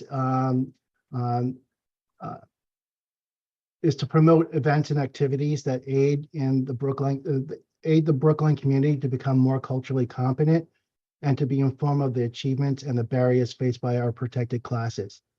It continues to work with the community entities to examine quality of life barriers due to racial inequities or discriminations based on protected class status and to develop strategies to mitigate those barriers. For the most of the year of FY24, we're a staff of 3, like Caitlin, Sarah, and myself, Caitlin being the assistant director and Sarah being the ADA coordinator and community relations specialist. We're pleased to announce that we have hired Ahmad Hamasa. He's the new language access coordinator for the town.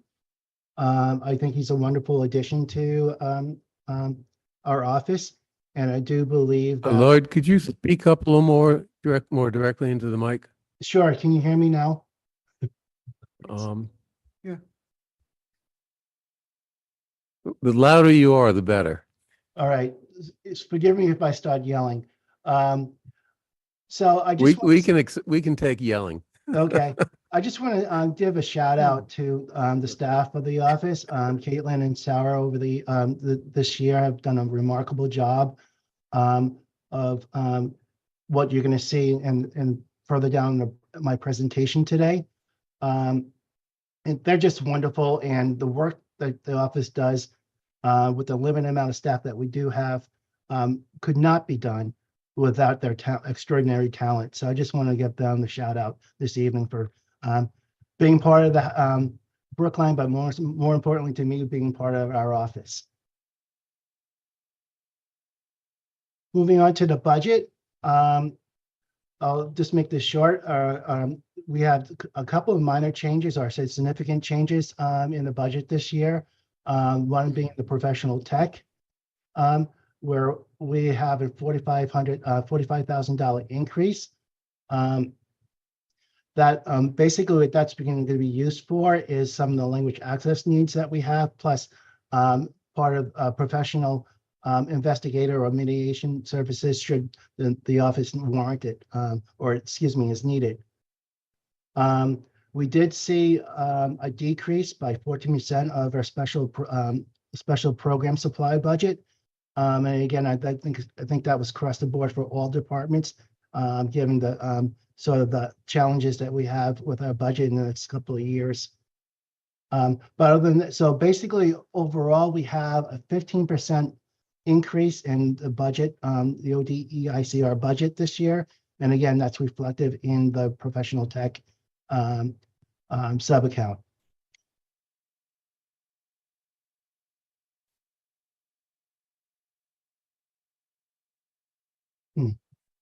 There we go. The three biggest accomplishments for this last fiscal year. First was, forgive me if I cheated here. I put more than one in here, but I think they're all related to community engagement. We revised and distributed the Brookline Diversity and Inclusion Business Directory. We created a community event planning guide. We conducted a gender equity pay study, and we launched Inhabit, the Brookline Community Newsfeed and Hub. I put the link to that in the slide. We also completed the town's language access assessment and hired a full-time language access coordinator, Ahmad. I don't think he's here with us this evening. And in conjunction with the town clerk, IT, and the town moderator offices, we made public meetings more accessible to individuals with disabilities. Key goals for the upcoming year. One, finalize the townwide ADA transition plan. And a couple of take homes from that would be complete the ADA assessments for the remaining town departments who haven't done so. Develop and distribute the ADA plan to town departments. Next goal would be train departments on the language access and effective communication policies and procedures. Each department will receive the policy and plan for review. Provide trainings to departments to assist in developing language access and effective communication goals. 3, track progress of plan implementation for all departments. And then review and provide consultation to town departments and appointed elected boards and commissions regarding diversity and inclusion efforts. Will we meet with each department to discuss D&I efforts, provide consultation on how to include diversity and inclusion in planning and executing department initiatives, utilize scorecards to allow excuse me, departments to assess progress of D&I initiatives, and 4, work with human resources to provide training opportunities for line staff regarding various facets of DEI. Long-term goals and objectives. We want to increase growth opportunities for individual and families of low income residing in Brookline. Collaborate in the development of entrepreneurship trainings for public housing tenants. Help to establish a seed program for low-income individuals who want to start a business in Brookline. And for me, this is particularly important because it goes to cultural relevancy. Help to establish Black and Brown-owned restaurants within the town of Brookline. 2, increase voter participation in local government. Have greater representation of marginalized groups on the town boards and commissions. And part of the work that needs to be done in this area is study voting patterns for the Brookline population, work with community entities to develop and create plans to increase voter registration and voting, continue to assess the demographics of elected and appointed boards and commissions, develop strategies that would increase interest to seek appointment to boards and commissions, develop a community curriculum that provides an understanding of town government structures, functions, and processes. Third is to eliminate barriers for all individuals that prevent reasonable communication and access to town facilities and processes. All town departments can meet the language needs of LOE individuals that seek services is a goal. All town facility services are equipped to provide reasonable accommodations to public and town staff. Have public documents available in multiple languages and formatted for screen readers and other formats for those with disabilities. Questions that were asked, new initiatives. We want to reach out to various cultural groups and organizations to support new cultural celebrations for the town. We also want to create a racial equity dashboard for town departments and compile a racial equity report by the fall of 2025. Some of the question was asked about increased work demands. The office works demands have increased this year due to the addition of language access responsibilities, additional responsibilities associated with the climate complaint process procedure. Professional staff perform office administration tasks. Currently, the office does not have a support staff for these functions. The last question was, what if? As I mentioned last year, I think an employee housing subsidy or employee housing is something that we should consider. Town-funded community / event center, which can serve as a hub for social programs that we want to have but more importantly, I think, is be able to have all the different various folks that live in Brookline be able to mingle and get to know each other through positive events. And then a work sponsorship program for non-citizens. I think that's an untapped resource that we're not utilizing. And I do think that if we had such a program, that would be helpful. And that's the end of my presentation. So I can take questions. Okay, Miriam.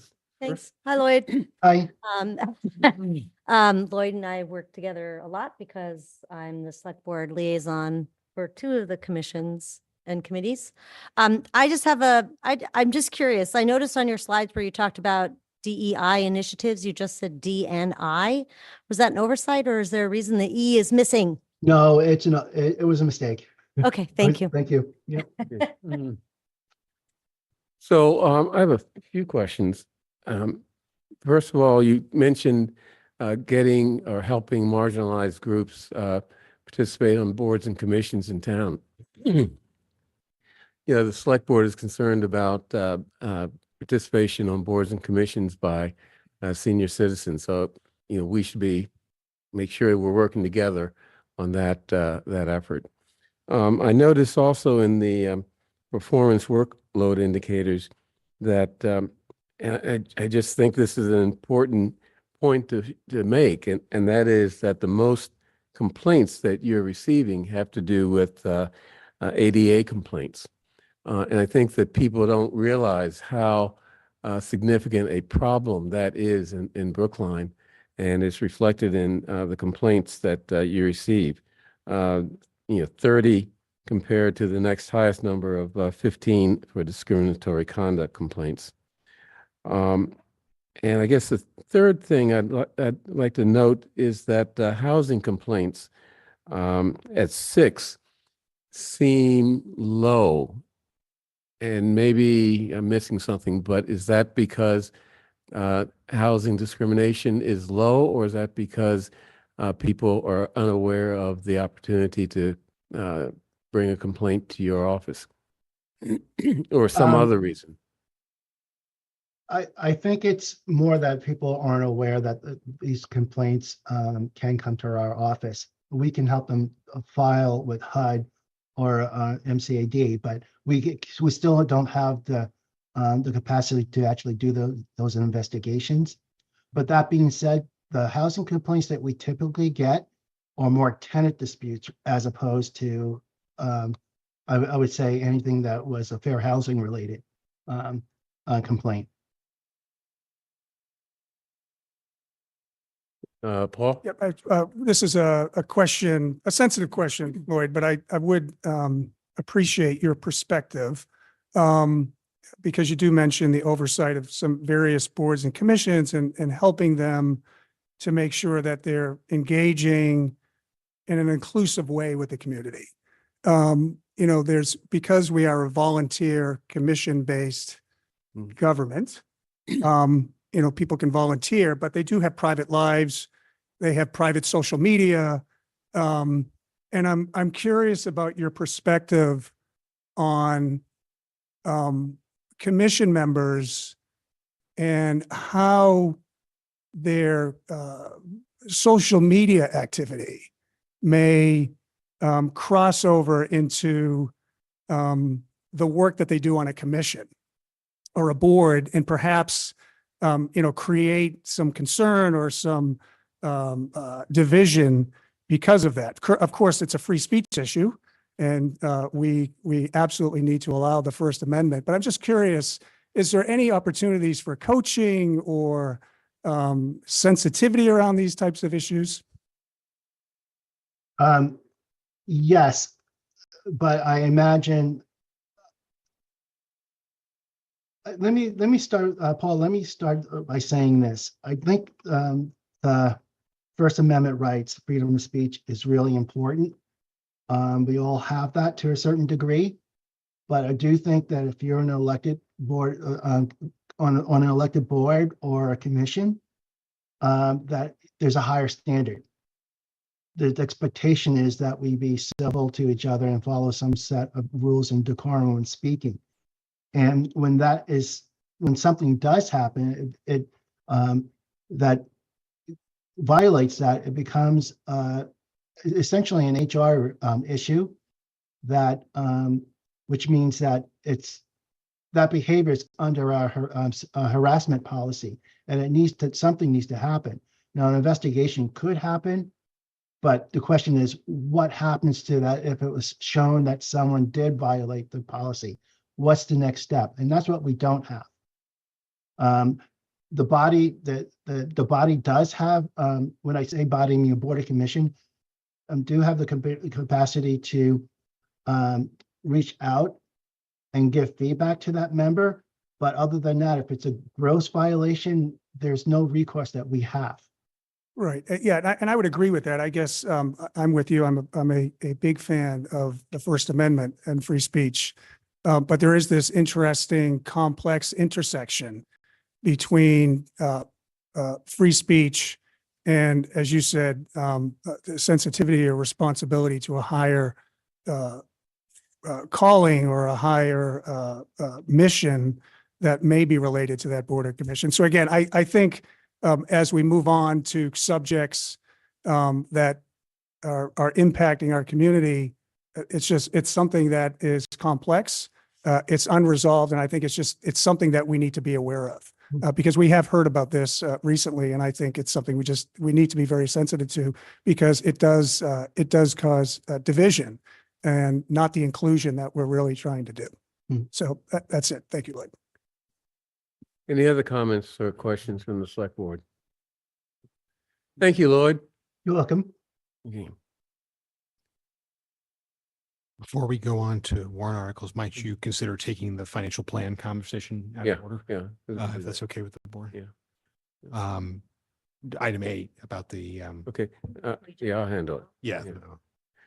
Yeah, so before we begin our hearings on the 3 warrant articles, I want to take item 8, fiscal year 2025 financial plan review first, and then we'll go to the hearing. You want to present on that, tell people what this is all about? Sure.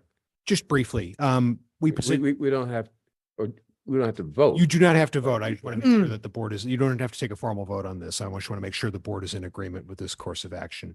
In our financial plan that we presented to you, which represents kind of the opening process of our yearly budget, one of the things that we identified as a potential use of free cash was to increase our contribution to our other post-employment benefit liabilities, OPEBs. Those are a significant liability. We are behind on meeting them. Every year that we don't meet them, they go up, and it's basically more money that we have to spend in the future.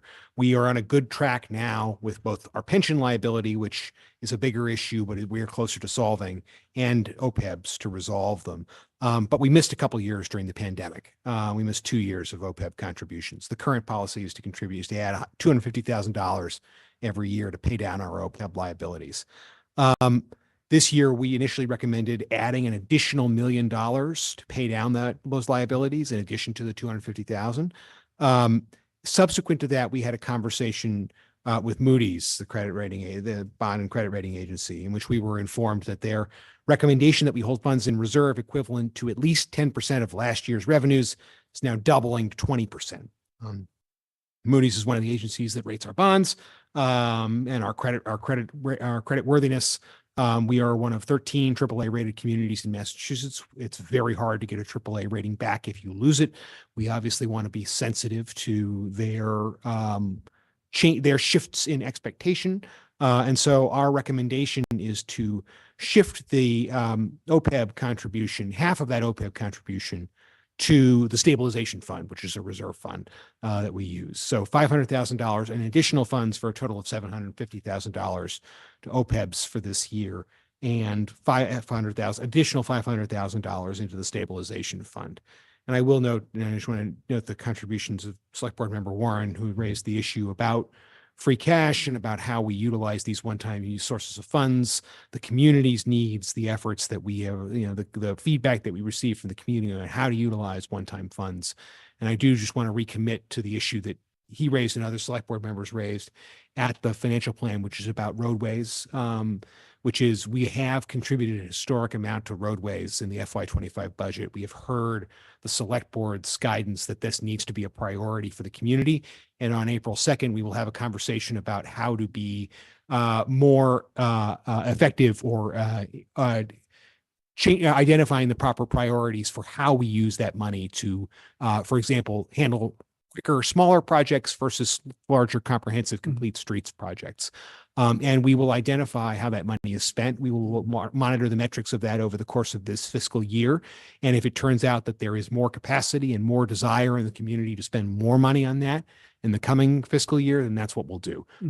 So we have a historic amount now. We want to see how we're doing on that front. And then we want to come back to the board with metrics of our success and indicators of capacity so that the board can give direction to staff on how to proceed from there.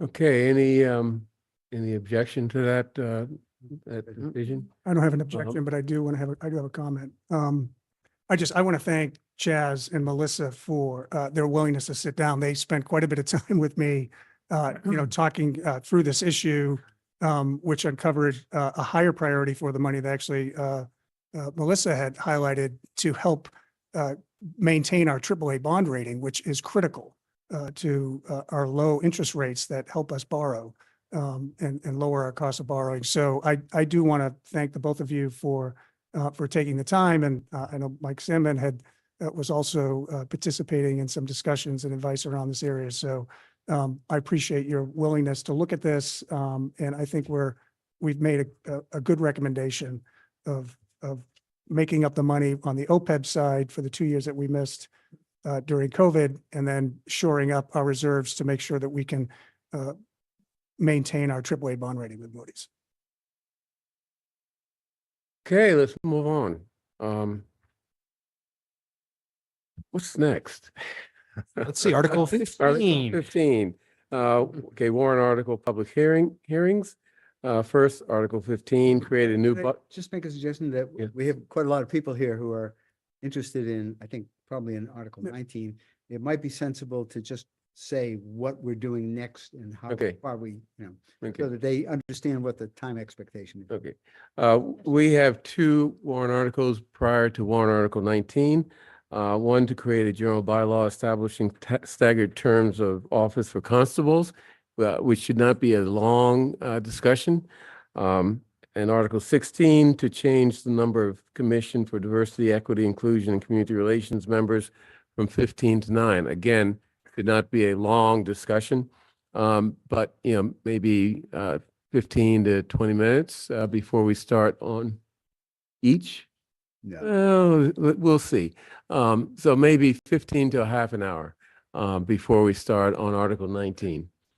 So stay tuned, folks. Okay, what do you want? Can I ask one question? Does it, I'm just curious, does it make sense to reverse the order at this point or? No, No, no. okay, all right. Because why? For what reason? Yeah. No, I Okay. mean, because why? I don't understand why it doesn't make sense to reverse the order. Because we've got there are two quick ones. Yeah. And one, we have 46 people signed up, so. Yeah, yeah. And we're going to give an hour and a half to that discussion, and we will use at least that amount. And let's. May I just ask a question though? Didn't we already have the presentations on those two articles and we're just voting tonight? Nope, these are two ones you haven't had presentations on yet. Sure, okay. Yeah. Well, And one's yours. I know, and I remember presenting it. You presented it to put it on the warrant, but you haven't presented it to the public here. Okay, Neil Gordon, please speak. Thank you very much, and thank you for your time. I'm Neil Gordon. I'm a Precinct 1 town meeting member of the advisory committee, and one of 5 Brookline constables. I'm speaking as petitioner of Article 15, which proposes a bylaw establishing staggered terms for constables. Each year, Brookline elects 1 or 2 select board members, 3 members of the school committee, and 4 library trustees, in each case for 3-year terms. Our 5 constables, though, are elected all at once every 3rd year. Article 15 seeks to conform the election of constables to the same staggered model we use for every other elected body. There's no single compelling reason for this change, but there are a series of benefits that in the aggregate support staggered terms. First, simply having a constable on the ballot every year will increase voter awareness of what otherwise for a townwide elected office is relatively obscure.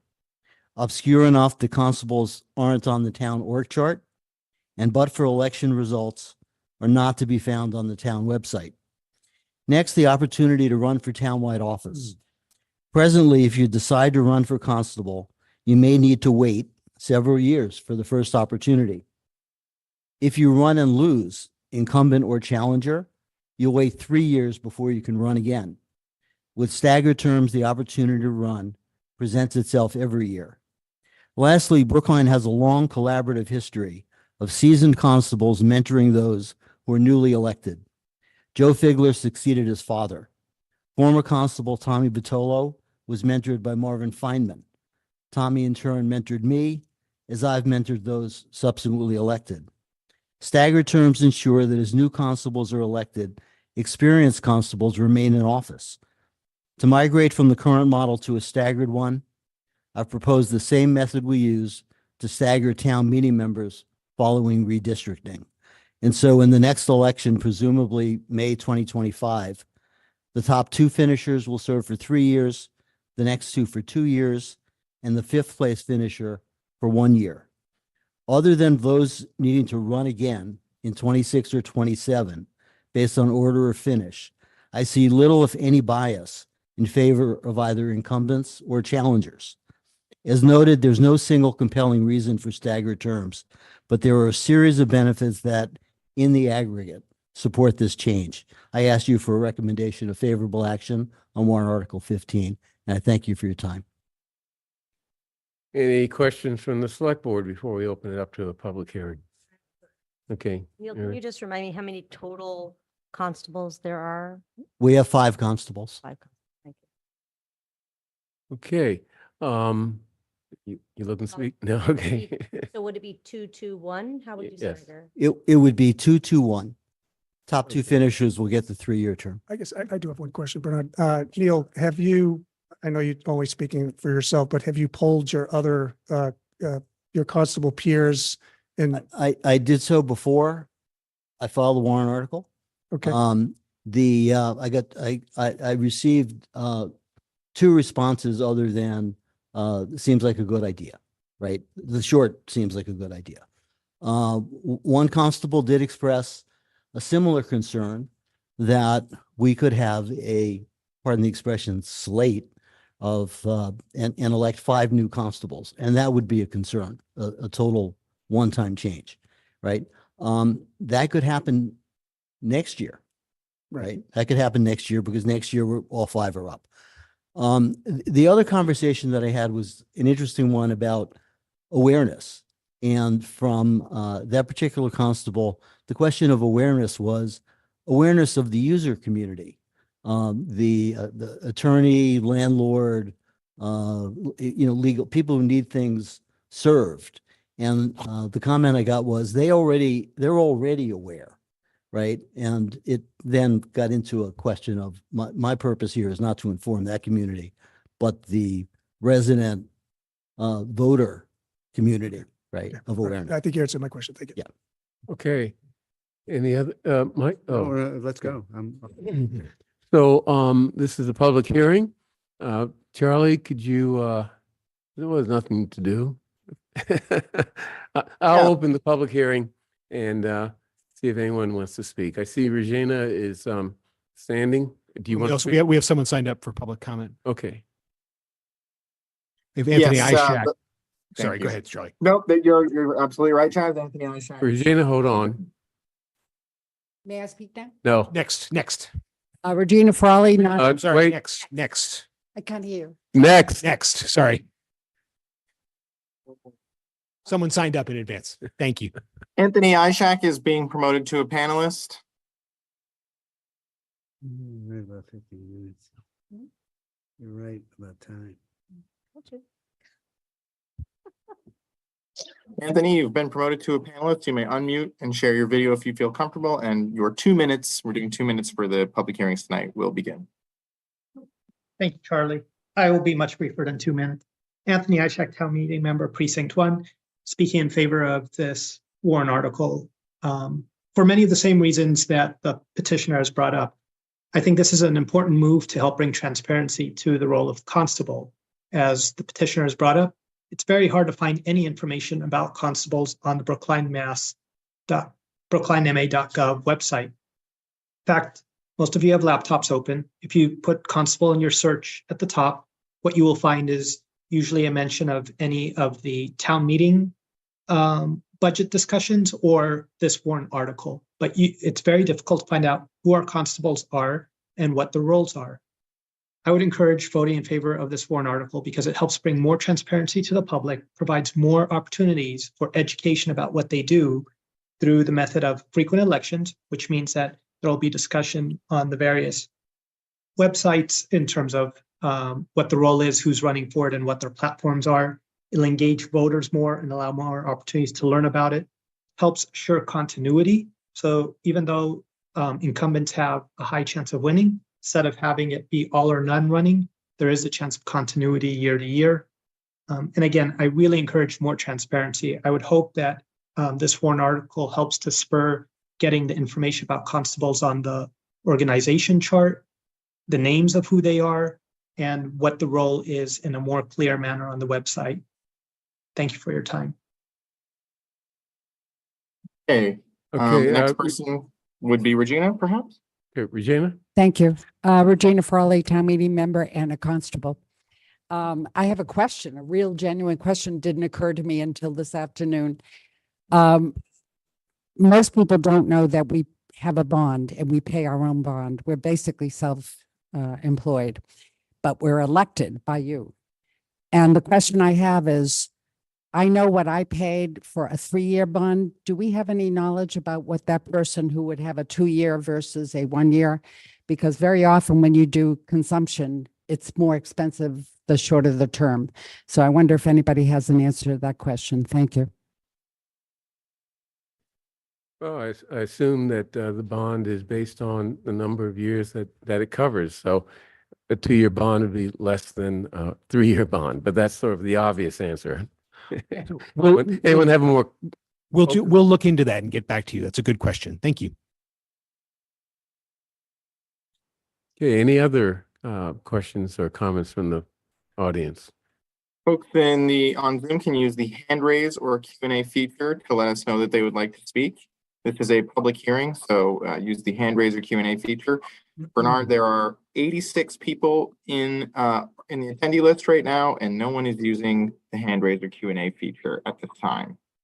Okay, we will close the hearing, and I'll note that there looks like almost 86 people in the room here. Okay, thank you, Nee. Oh, God.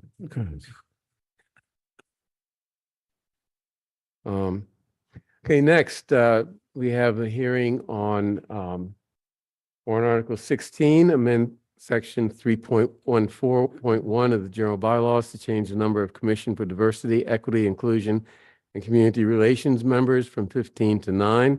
This is introduced by Select Board Member John Van Scoyac. John, could you take over the meeting? I got it. Yeah. Okay. Sure.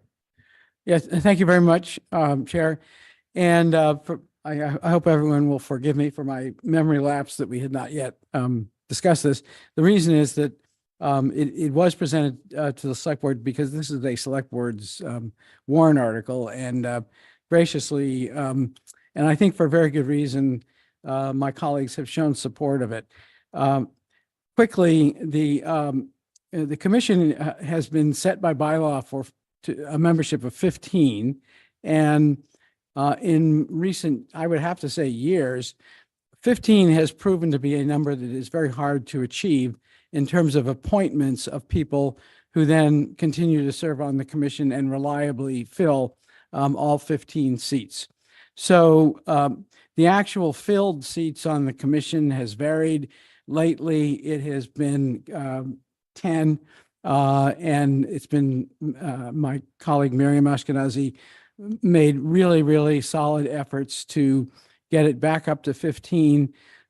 There are reasons why it's hard to find sort of the right people who want to step forward and who are the right fit for the commission. And yet we were successful in finding 10 very good commission members. We just couldn't find 15 very good commission members. There are other reasons to think that a 9-member commission would be a preferable way going forward. 15 is a lot of people to, they use the expression herding cats, but you have to get a quorum from that 15 to your meetings in order to take votes. And when there's 5 empty seats on a commission, I think a mindset might set in among some of the other members. It doesn't matter that, they've left those 5 seats open, so they won't really miss me if I'm not at the meeting. But it's just the opposite. It's all the more important for people to serve, but they kind of get the wrong idea, I think, because of the empty seats on the commission. So attendance has not been perfect. There have been a few meetings where there wasn't a quorum, and that proved difficult. And I've spoken to the current chair of the commission, Kevin McKenzie. I've spoken to the director of the Office of Diversity, Inclusion, Equity, and Community Relations, Lloyd Gelano, who we heard from earlier tonight. They are in agreement that this article could help the commission be more successful in doing its business going forward. So it requires a bylaw change. That's why it has to be a warrant article for the town meeting. And hopefully town meeting will agree that this is a good change as well. Thank you, John. Miriam. Yeah, so thank you, John. I wasn't actually at the meeting where you presented this, True. but I did hear the meeting. And I do want to put my 2 cents in, Yes. which is I do support this. I really did work to bring people on. And as I brought people on, people left, and we could just really never get up to 15 for any considerable amount of time. And as you said, it really makes it a challenge for us in terms of getting quorum. It's just it's unwieldy. And I think this is a good change. So Good. what I want to emphasize is the committee is currently 10. Yeah. And the way this bylaw is written is that nobody's going to get kicked off. Right. It's once there's a vacancy, then it will stay at 9, which I think is a really important thing for people to understand. Yeah. So as someone who was interim chair for that committee for 6+ months and who's sat on that committee for the last 2 years, 2 years, whatever it is. I think Just it's 1 year, yeah. It's 1 year. Well, No, a it year, It was 2. 2 years? Yeah, yeah. Okay. So, I think it's a move in the right direction to make the committee more functional. So I appreciate that. great. And I think Kevin is actually here also to just chime in his support. Oh, Okay, why That don't we would hear be from great. That'd be Kevin? great. I think you have to open the public hearing. Oh, Well, good point. he's, well, okay, that's right. This is a public hearing. We'll open the public hearing now and hear from Kevin McKenzie. Sure. Since he's chair of Folks in the audience can use the hand raiser Q&A feature to indicate they'd like to make a comment. Kevin McKenzie is being promoted now to a panelist. But other folks, please use the hand raiser Q&A feature to let us know you'd like to speak. Kevin, you've been promoted to a panelist. You can unmute and share your video if you are comfortable, and your 3 minutes will begin.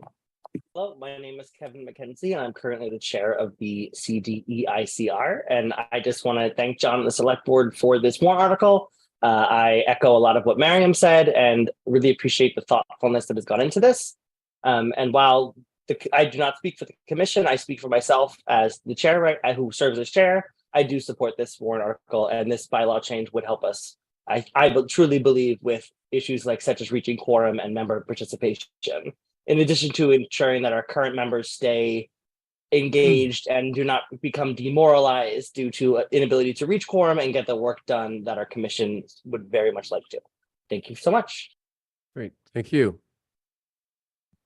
Any other questions or comments from the audience?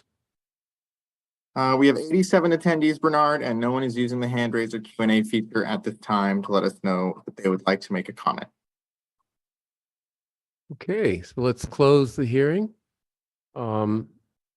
We usually don't vote until the next meeting, and I see no reason why we should change that procedure now. Okay, thank you. And thank you, John. Oh, thank you, Mayor. Thank you very much. Okay. Okay. Where's Chaz? Oh, wait. He's not going to get out of it that easily. Yeah. Right. He'll be back. There we go. Yeah, we need support. What do you need? No, we just need a full house here. Okay. Okay. Now we're going to take up warrant article 19 and an amendment offered by Scott Gladstone. And Michael Bernstein. Oh, that's right. And Michael, Michael Bernstein, both of whom are offering an amendment to replace the current warrant article 19.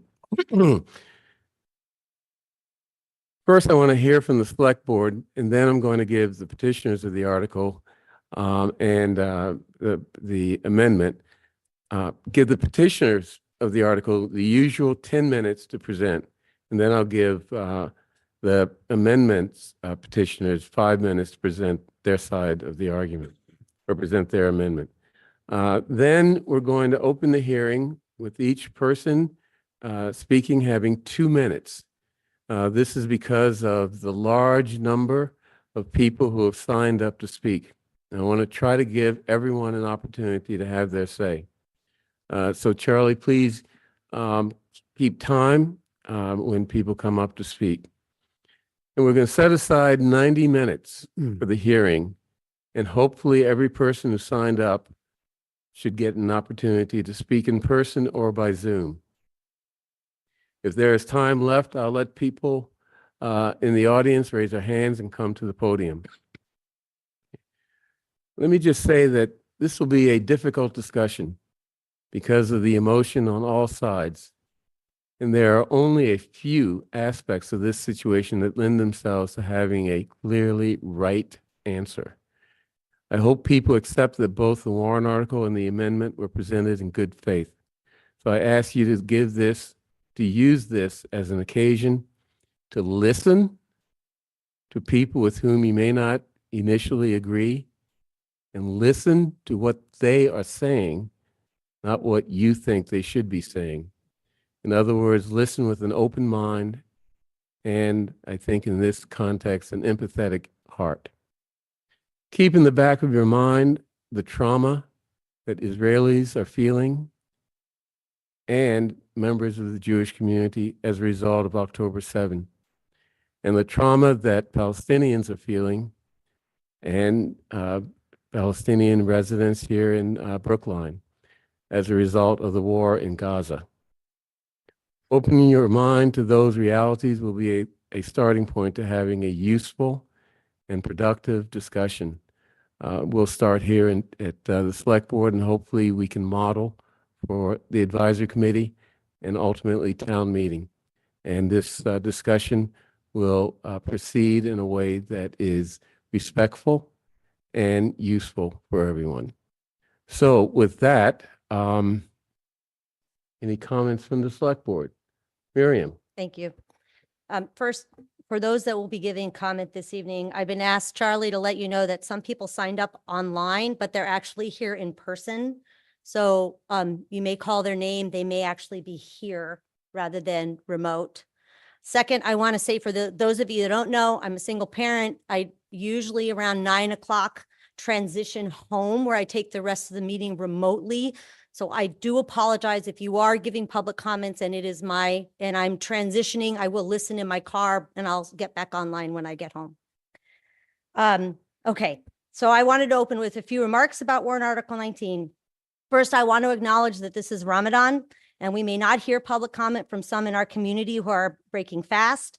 Chaz informed me he scheduled this public hearing as late as possible to try to accommodate, and I wish you a Ramadan Kareem. I want everyone to know that I have read every email on this issue. I'm reading them as they're still coming in during this meeting, and I'm trying to take in all the comments into consideration. I will be listening carefully tonight to the concerns brought to the Select Board, and as I have said, I have read every email, and there were many on this issue. Second, I want to be clear and consistent in my messaging. From the beginning, I have stated I am a humanitarian.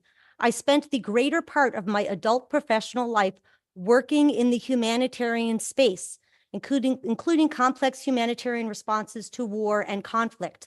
I am vehemently opposed to all war and violent conflict. I abhor war, and I have seen the consequences up close and personal.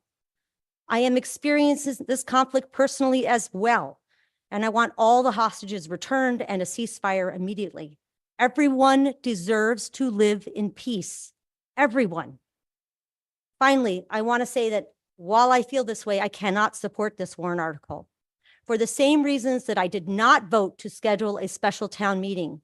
This is not a time for more division, but to try to build bridges and find ways for productive discourse.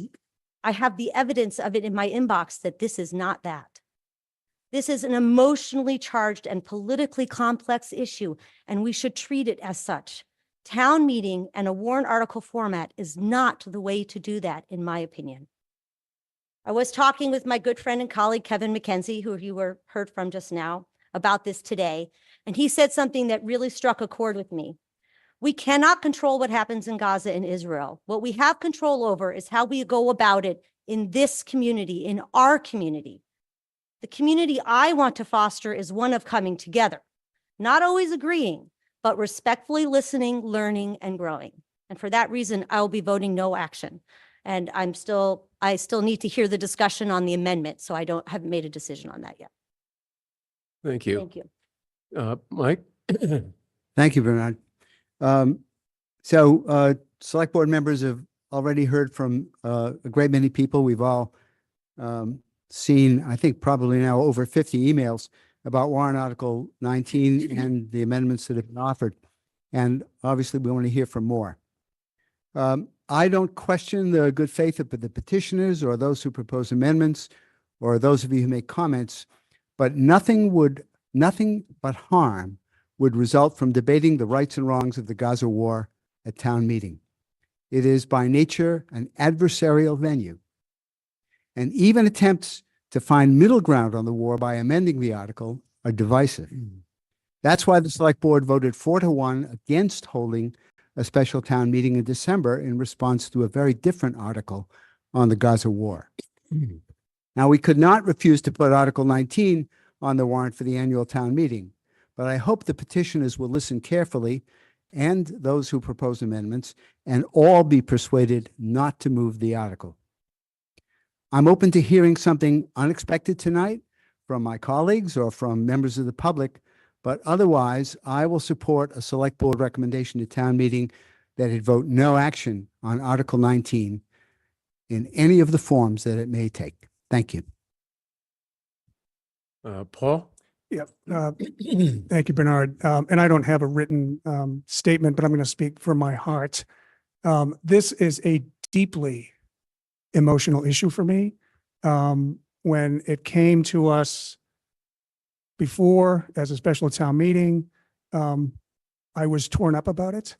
I spent a lot of time with the petitioner that brought it forward. Many hours on the phone with him where he listened. He then reached out to others, and he concluded that it was going to cause harm to the community. My adult children are of Arab descent. I have 3 grandchildren. 2 of them are Jewish. My 3rd grandchild was born 5 months ago on October 7th. I will forever have images celebrating her birthday. I don't believe that anything good can come from tearing our community apart emotionally, because it's going to harm many people on both sides of the issue. And it's not going to change one thing many thousands of miles away. So I agree with my colleagues that I cannot support the article as presented. I will listen carefully to potential amendments. I'm sure there's going to be more coming, but I will tell you, this is already creating harm. You can see it. There's 90 more people or 100 people online. I think it was more than 50 emails. And my phone blew up with phone calls and texts. This is causing harm. And I would hope that we have had enough of that in our community. Thank you. Okay. Any other comments from the select board, John? I mean, Yeah, if I'm, well, I know, I'm in the odd position of being the one member of the select board who wanted to have this town meeting when it was first petitioned. I did that out of a couple of things. First of all, I don't share the view of my colleagues that we can't manage in Brookline to have a discussion at town meeting, and other than one that turns ugly and divisive and awful. Town meetings are for working out our differences with each other over issues large and small. They don't get much larger than this, but if town meeting isn't a forum for working out our differences over something as large as this, what is? So I welcomed the possibility we would have this town meeting a few months ago.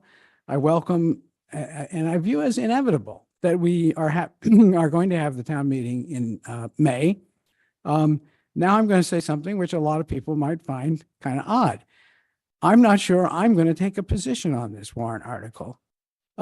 Because part of the reason I wanted it to be in before town meeting is no matter what town meeting decides, no matter what this select board decides, we're going to continue to be of very different views on this. I don't want anyone to feel coerced or under any kind of shadow because the select board said the town of Brookline. I mean, what if we took a majority vote? It sounds like we're not going to take it. We're going to call for no action. No action is essentially a no. It's not the same thing as letting people who want to express themselves on the article vote and then accepting the result of that vote. So I'm not going to ask for people to stand down and withdraw the petition. I'm going to wait and welcome. I can't wait to hear you guys speak tonight, all of you on every side. And that's why I'm going to just end my comments right now. And let's hear from as many of you as possible. Thank you. I find myself agreeing with John in one respect, in that, whether we ultimately have a discussion at town meeting or whatever, whether it's withdrawn or whatever happens, I think it's important that we not refuse to have a discussion if people want a discussion. If people can't discuss in a respectful way, even hot button issues like this, then they have other ways of expressing themselves that may not be as positive, social media or whatever. So, I don't fear this discussion. I think Brookline is a mature enough community to have a respectful discussion, even of an issue like this, so long as everyone keeps their ears open and listens. So with that, I'd like to ask the petitioner for warrant Article 19 to step forward, and I'll give you the usual 10 minutes to make your presentation. And following that, I will give the individuals supporting, or Scott Gladstone and William Burstein, to present on the amendment. Is it okay if I move the laptop up, or does this? That's fine, yes. You just make sure when you speak that you speak into that microphone. Thank you. Thank you.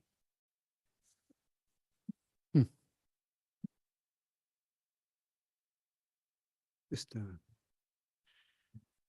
worry about that. Yeah. It might be wise to take that all That together is off. there. Yeah. Other way. That way we can see you and it's not in harm's way. I was gonna say, I can't see her face and it's Just connected to a couple things. So. It runs something.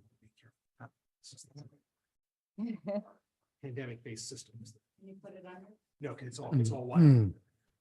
There's a shelf down here. Yeah, let's do it. Thank you, I apologize. Oh, no, not at all. I certainly did not want this to fall over.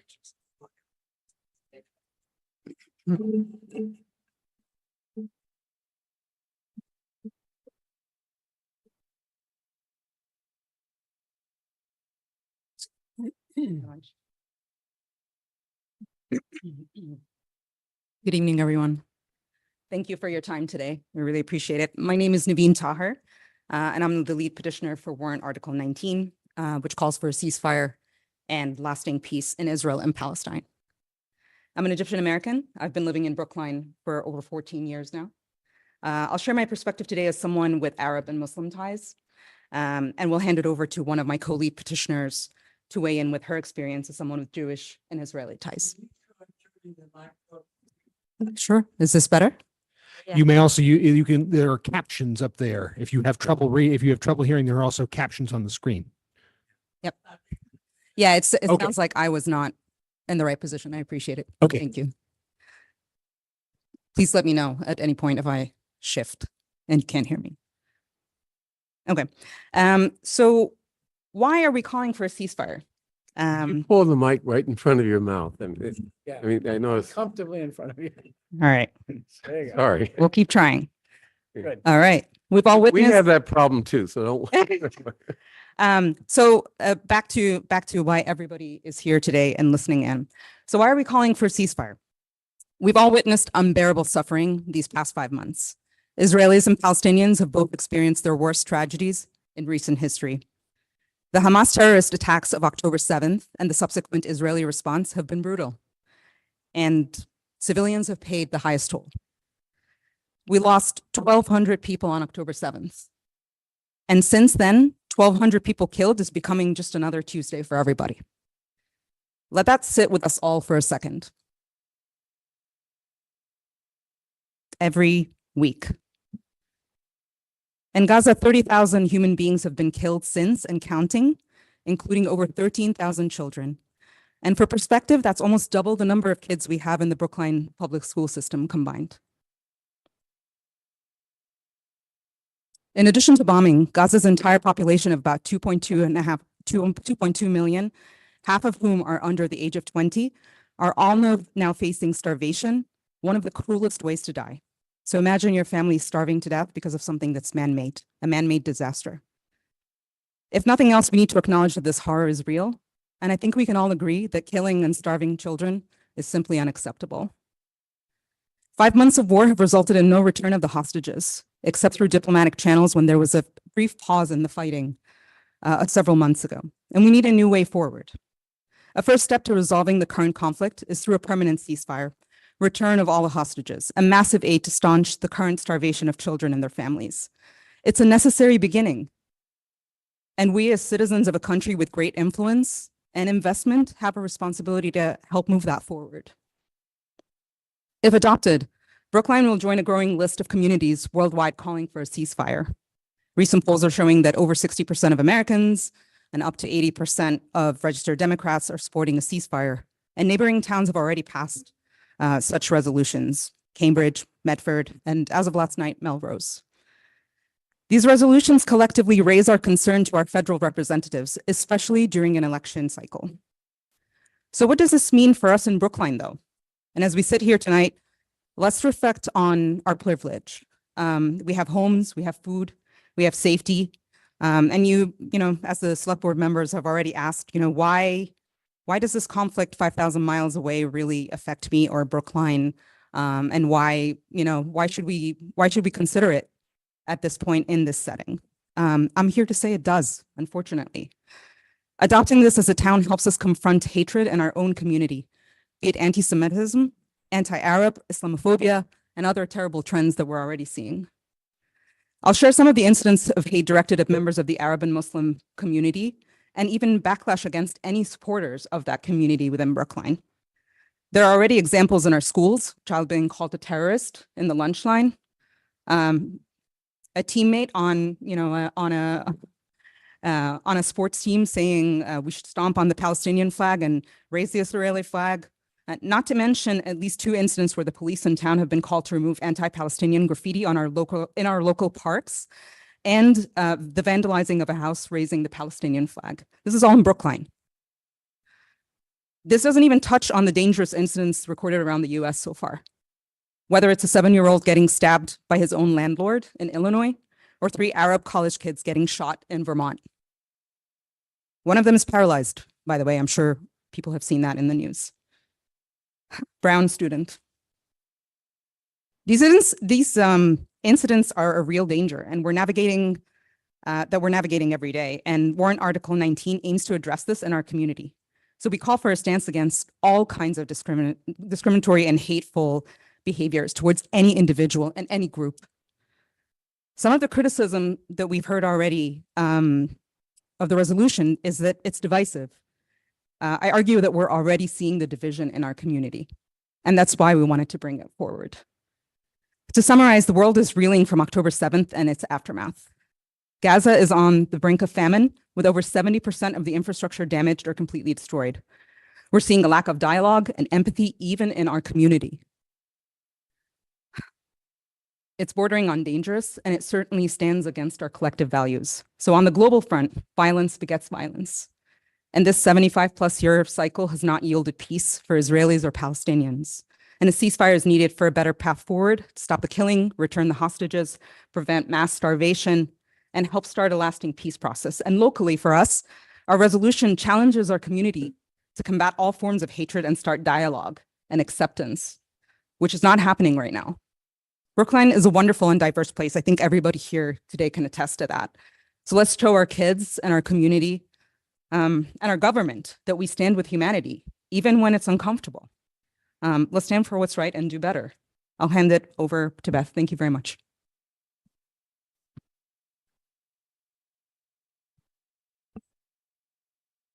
Good evening.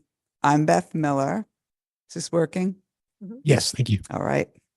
And I have been a resident of Brookline for the past 30 years. Wow. Thank you for the opportunity to speak tonight.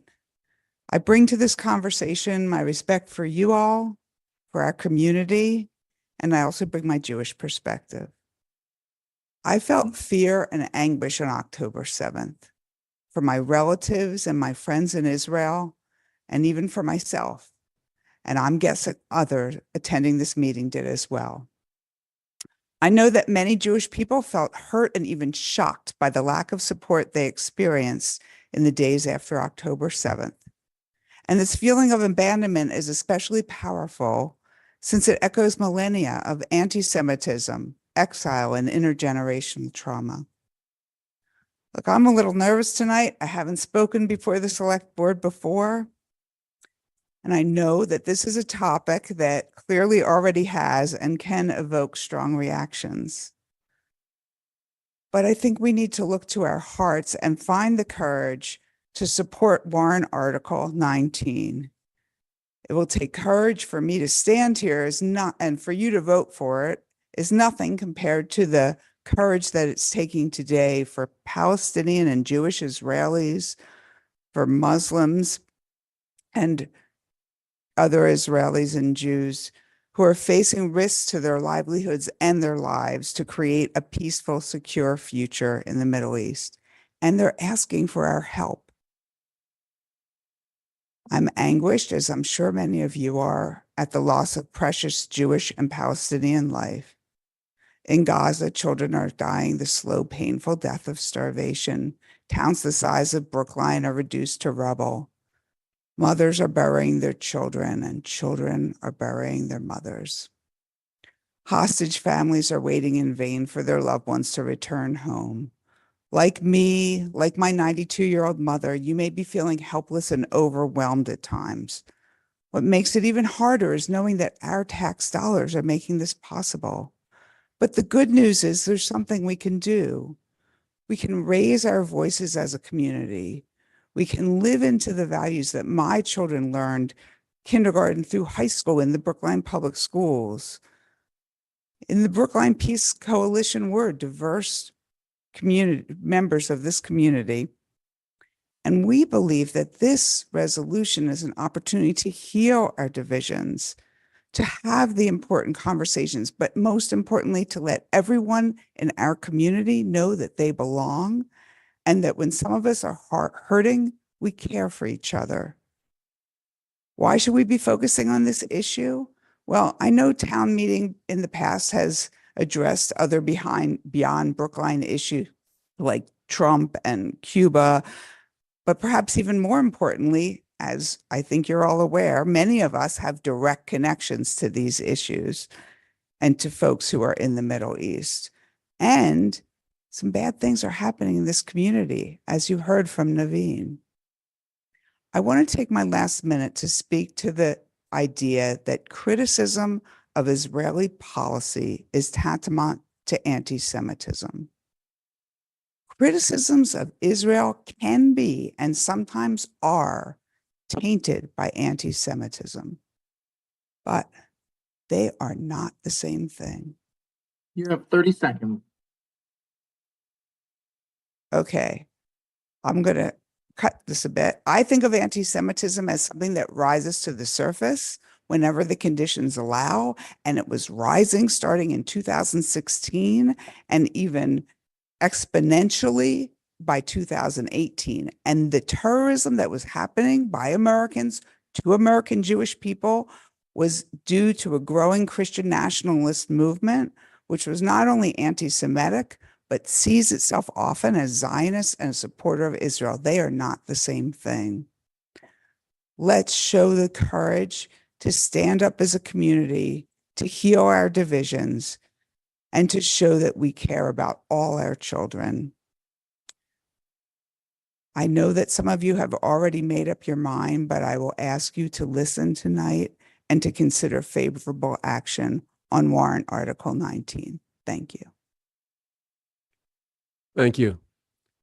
Next, we'll hear from Scott Gladstone and or Michael Burstein. who have proposed an amendment to warrant Article 19?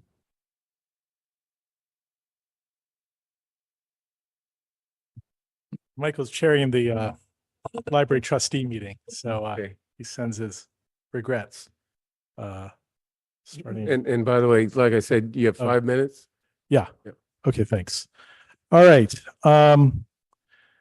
Thanks. Scott Gladstone, town meeting member of precinct 16. Thank you, Paul, for your remarks. You will see from the comments that follow that this is stirring passions in town. As someone who follows this closely, I can tell you that since October 7th, passions have been stirring, and not in a positive way, in the schools, between and among students, staff, and faculty. Administrators continue to try to figure out how best to change the atmosphere for the better, but they are struggling. The original resolution under Article 19 is not going to help that. It is not going to bring people together. That will be on full display tonight and has been on full display in the emails you've been getting, at least the ones that I've seen. Town meeting members don't want to be put in a position of having to say no to a ceasefire resolution. But this resolution misses the mark, is not balanced, and contains conclusory, unsupported statements while also suffering from glaring omissions. I don't want to spend time going through what is unfair, wrong, and divisive in the resolution language. There is suffering all over Gaza and all over Israel. People want to do something. I get that. I want to do something to alleviate the suffering. I also don't want to increase the suffering going on in our diverse community. Michael Bursty and I have presented you with another way forward. The proposed amendment changes the tone of the conversation.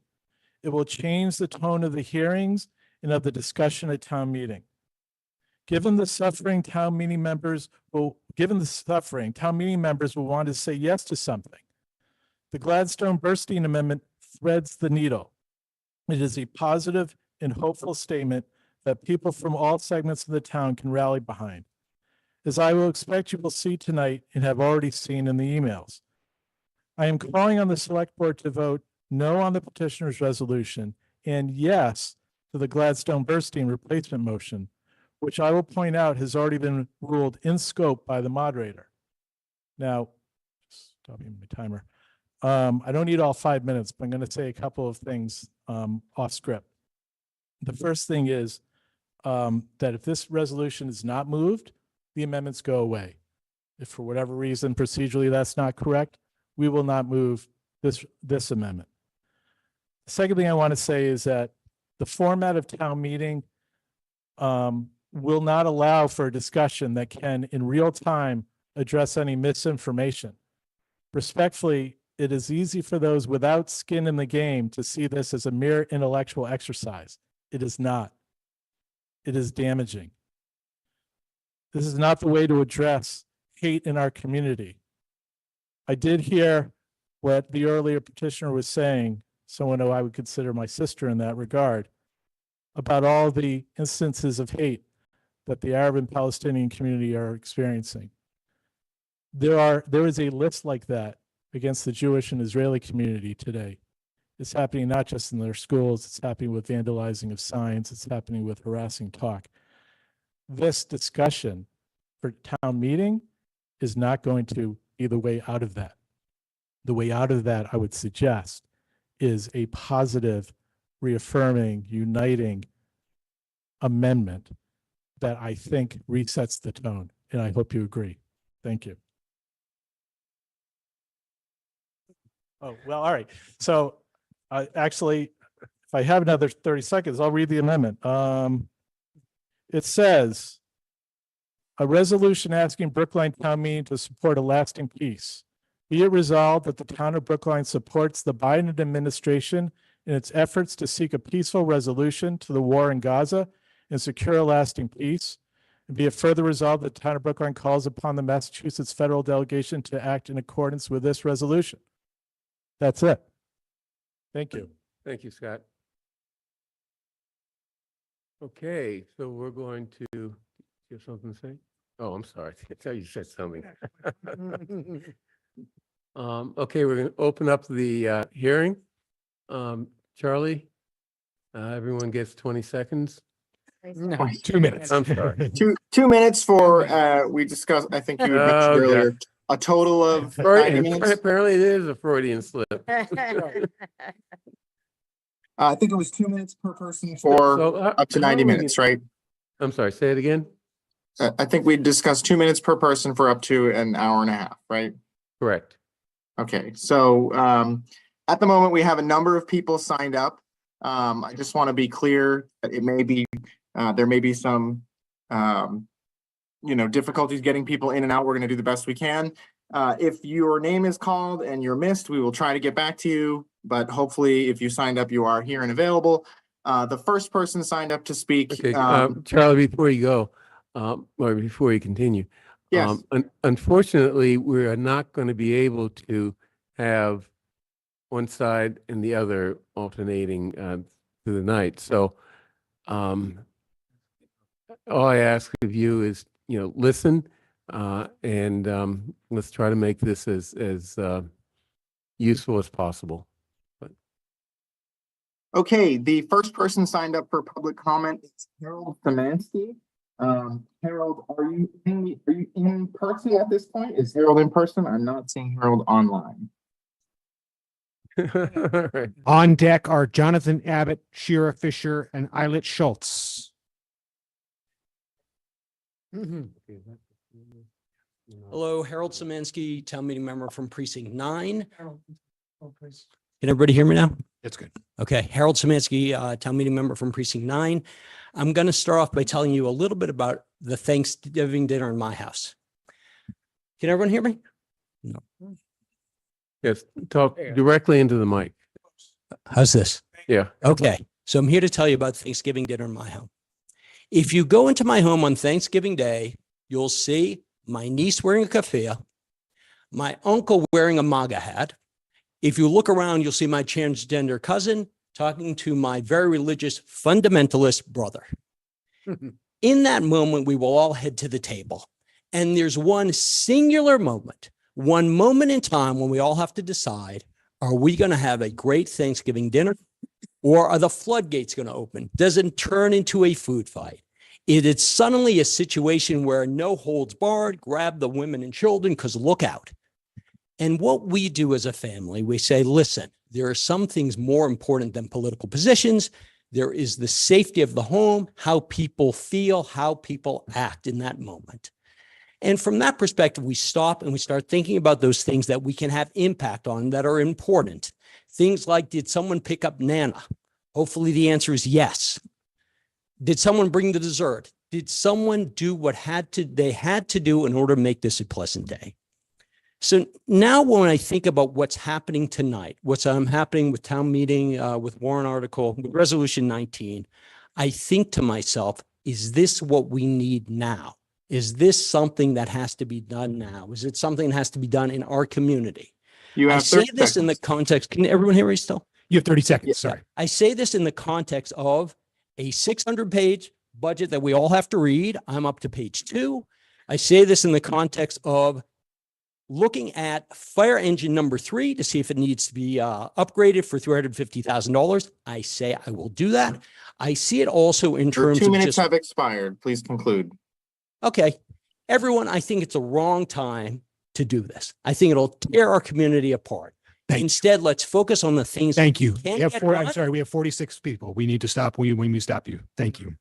Thank you. Support either no action. Thank you. Or I'm really sorry. We have to keep people to time. Thank you. The next person signed up for public comment is Jonathan Abbott.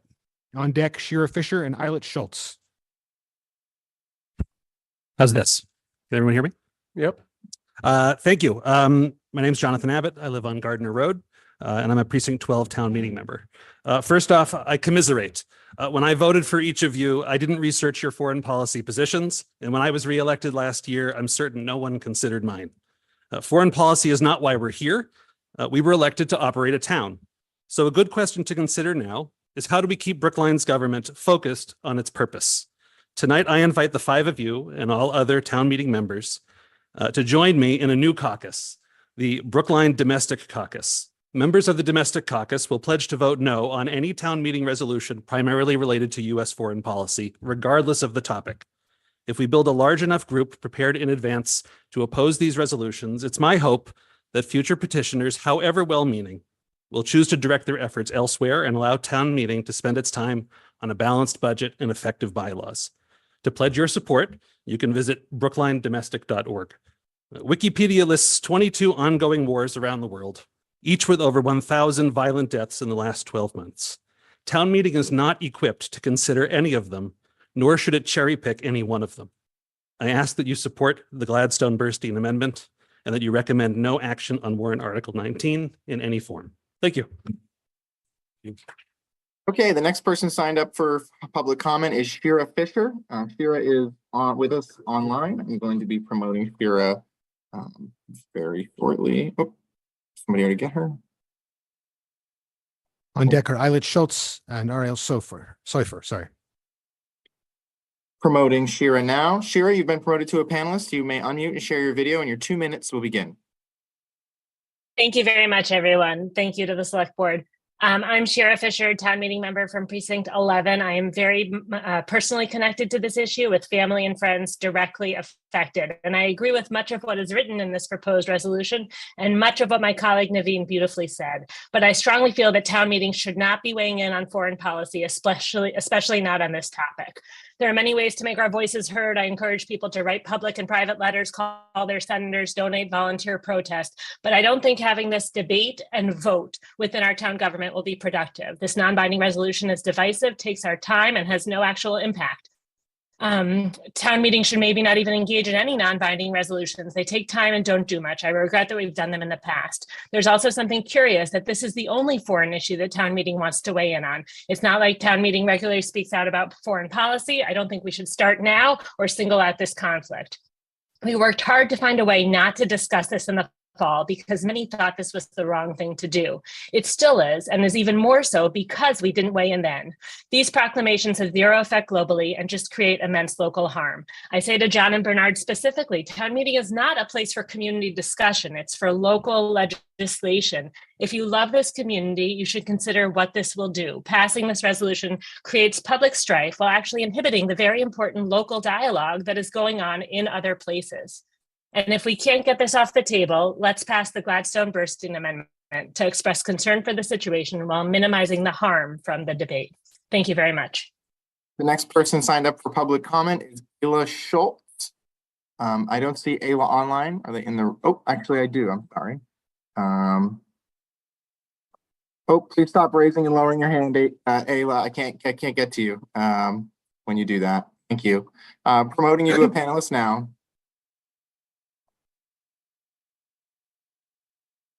On deck is Ariel Sofer.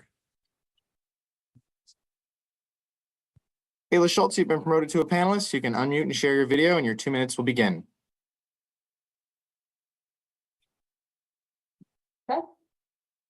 Okay, start my 2 minutes. I'm Elite, I'm Brookline resident for 19 years, and I'm against the ceasefire warrant for 3 reasons.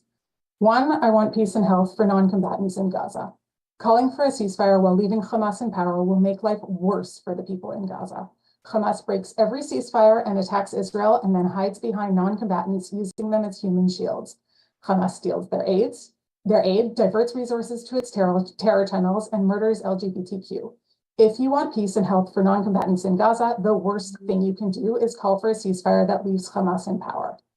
2, calling for a ceasefire while leaving Hamas in power will enable them to continue their attempts to annihilate the Jewish people as called for in their charter.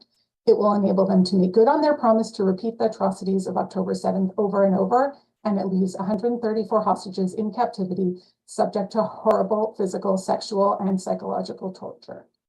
3, calling for a ceasefire while leaving Hamas in power will embolden terrorists right here. Have we forgotten 9/11 and the marathon bombing? Even if you are under the delusion that you personally are safe from terrorism here, the Jews are not. I myself have been subject to anti-Semitic words and shouts more times than I can remember since October 7th, including right in Coolidge Corner twice. This ceasefire resolution will breed anti-Semitism. The red pins at the Oscars symbolize a call for ceasefire very similar to this resolution. The red hand symbolizes the bloody hands of terrorists who lynched 2 Israeli men in this image. See it? They may 30 describe seconds. the agenda with the red background, but make no mistake, a red pin is an endorsement of lynching Jews. Don't be fooled by the disguised agenda in this warrant article either. It may be hard to see what you are supporting, but a vote for this warrant article is an endorsement of anti-Semitism and supports the Hamas terrorist agenda. Thank you. The next person signed up for public comment is Ariel Soifer. Ariel, are you in person? I'm not seeing you online. If you are in person, you can approach the He's in presentation. person, yes. Thank you. My name is Ariel Soifer, and I'm a town meeting member from Precinct 2. This evening, I'm here to speak against Article 19. This article is a wolf in sheep's clothing, but that clothing is wearing thin. Unlike the clothing of the women and girls that were sexually assaulted by the terrorist group Hamas, which was forcibly removed by Hamas as part of its terrorist campaign that also resulted in the murder of over 1,200 people. In just that one sentence, I mentioned 3 ways that this article is a wolf in sheep's clothing. First, this article ignores a systematic campaign of sexual violence that, among others, was acknowledged by the United Nations.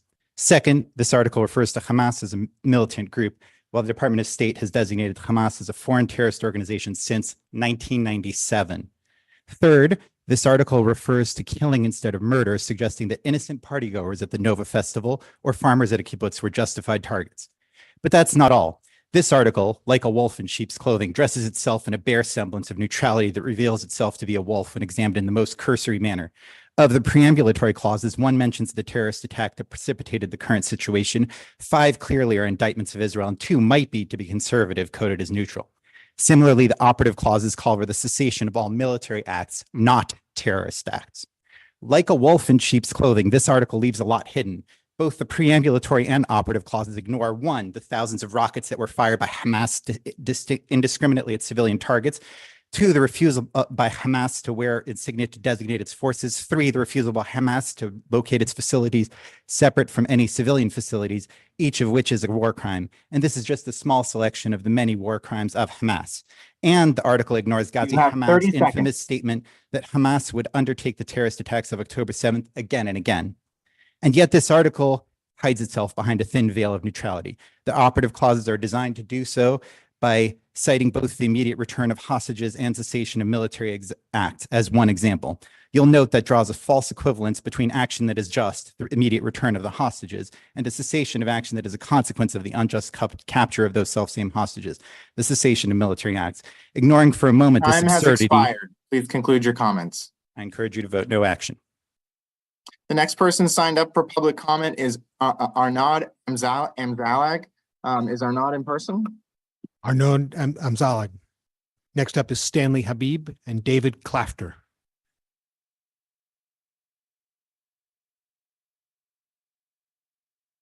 Hello, my name is Arnaud Amzalag. I am Jewish, son of a Holocaust survivor, lived in Brookline since 2010. I spent my youth in progressive Zionist organization. Israel was supposed to be the realization of our liberation and our safety. On October 7th, you heard all the horrors. My head of summer camp has been found dead with our granddaughter, who is 12 years old. I won't repeat what has been told about the devastation that is going on in Gaza at the same time. My message, because there's only 2 minutes, is that the call for an immediate end to this devastation and madness is not anti-Israel. It is not anti-Semitic.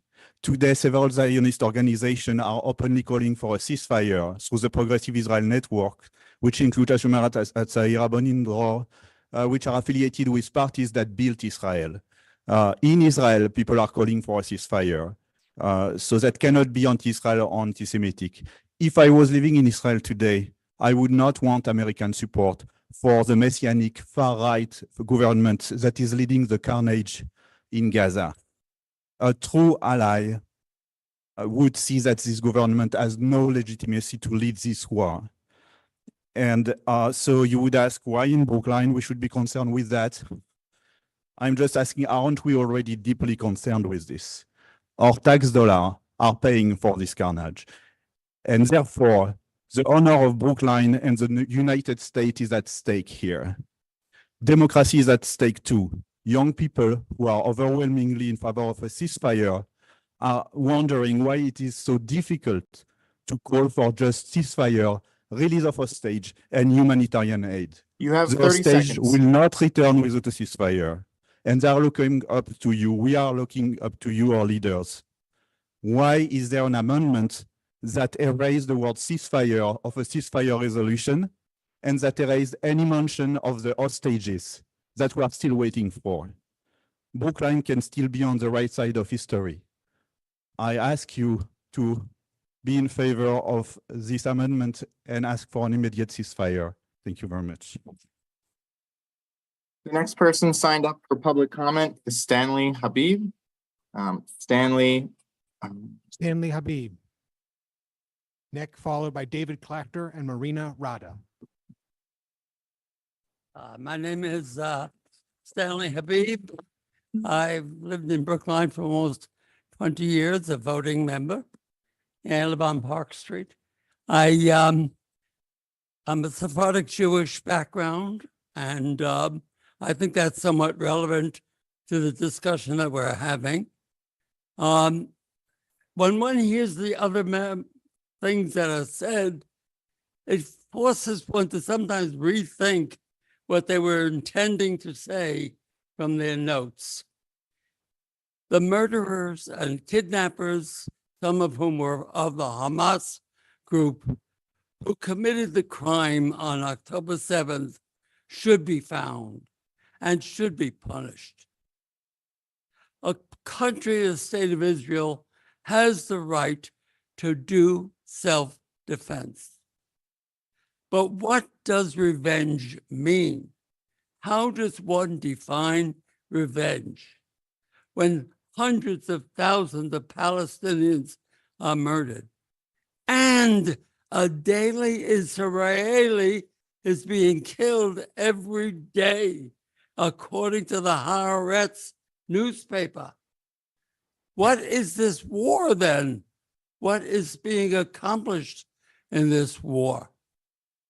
Facing the Brookline Committee is a question of, do they suggest that the town committee take this up for discussion? You have 30 seconds. The question is moral, a moral question. Can we as Americans support the use of the American military equipment for this war? Can we support this enormous humanitarian crisis to continue? I believe that a ceasefire command would absolutely be a big step in addressing both of those issues.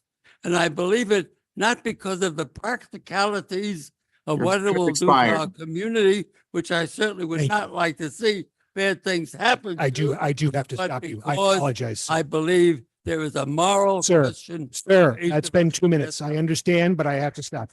Thank you. The next person signed up for public comment is David Clactor. After that is Marina Rada and Lisa Schott. Oh, maybe.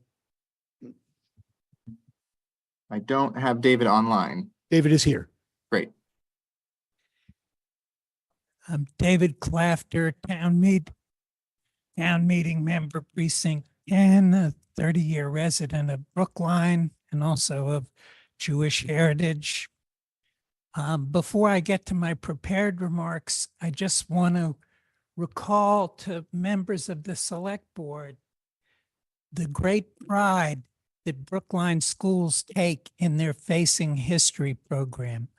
I think that we have to understand that to discuss and face an issue is not to promote division, it's to promote an attempt at solutions. But anyway, I want to first to the proposed amendment, it's called for lasting peace without calling for an immediate ceasefire.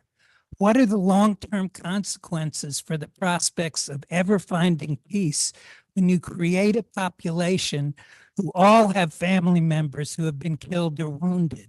most of whom have lost their homes, all of whom are experiencing hunger and thirst. What do you think will be the mindset of people who have watched their children being deliberately starved, their homes bombed, and been chased from place to place? Hamas as an organization is weak militarily and politically, but Hamas as an idea is being cultivated with each falling bomb. You have 30 Unless- seconds. 30 seconds. What? Yeah. God. 2 minutes is much. Okay. The beginning of reconciliation between the 7 million Israeli Jews and the 7 million Palestinians starts with a ceasefire and the start of the reconstruction of Gaza. I'd like to also point out that we can't really look at the conflict as starting on October 7th. There are many different starting points. We could talk about the destruction of the Second Temple, the Balfour Declaration, Your time has the expired. Holocaust or the Nakba. But Thank you. I do have to stop you there. We have I many more think people. now I do have to stop. you. mutual respect that is needed for a Sir, peace. I apologize, but there are 47 people signed up to speak. We must give everyone 2 minutes of time. Thank you. The next person signed up for public comment is Marina Rada. Marina, you may approach the presentation station if you're in person, and as a reminder, you will have 2 minutes to speak. But before she begins, I do want to apologize for being harsh here, but I want to make people sure that everyone has a chance to speak. If for some reason you're not able to conclude your remarks, please email them to the select board at brooklinema.gov. As all the members said, they read those emails and they take them very seriously. Again, I apologize, but I want to make sure that we get to everybody. Yeah. Thank you for your. And let me add that because of the shortness of time, make sure you tell us in the beginning what your position is. Or somehow get that out quickly. Okay. My name is Marina. Good evening, everyone. My name is Marina. A mother of 4. Please talk into the mic. Brookline resident and an American citizen. Respected select board, beloved community. Thank you for your time. To be honest, hearing the statements from some of the respected select board members, it had completely discouraged me to speak. And I dropped my previously written notes. This is a quick notes that I wrote right now. Heartbroken for the lack of understanding the trauma we are experiencing here in this community. Forget about Gaza. But it also reminded me of another statement addressed to a different nation decades ago. Somehow it came into my mind. A speech of a young girl, Sophia Magdalene Scholl, a key member of a White Rose, a resistant group run by students at the University of Munich, who distributed leaflets and used graffiti to decry Nazi crimes and the political system and calling for the resistance to the Nazi regime. At the age of just 21, on February 22, 1943, she was beheaded, accused of treason by Nazis. Here's the courageous and unforgettable speech.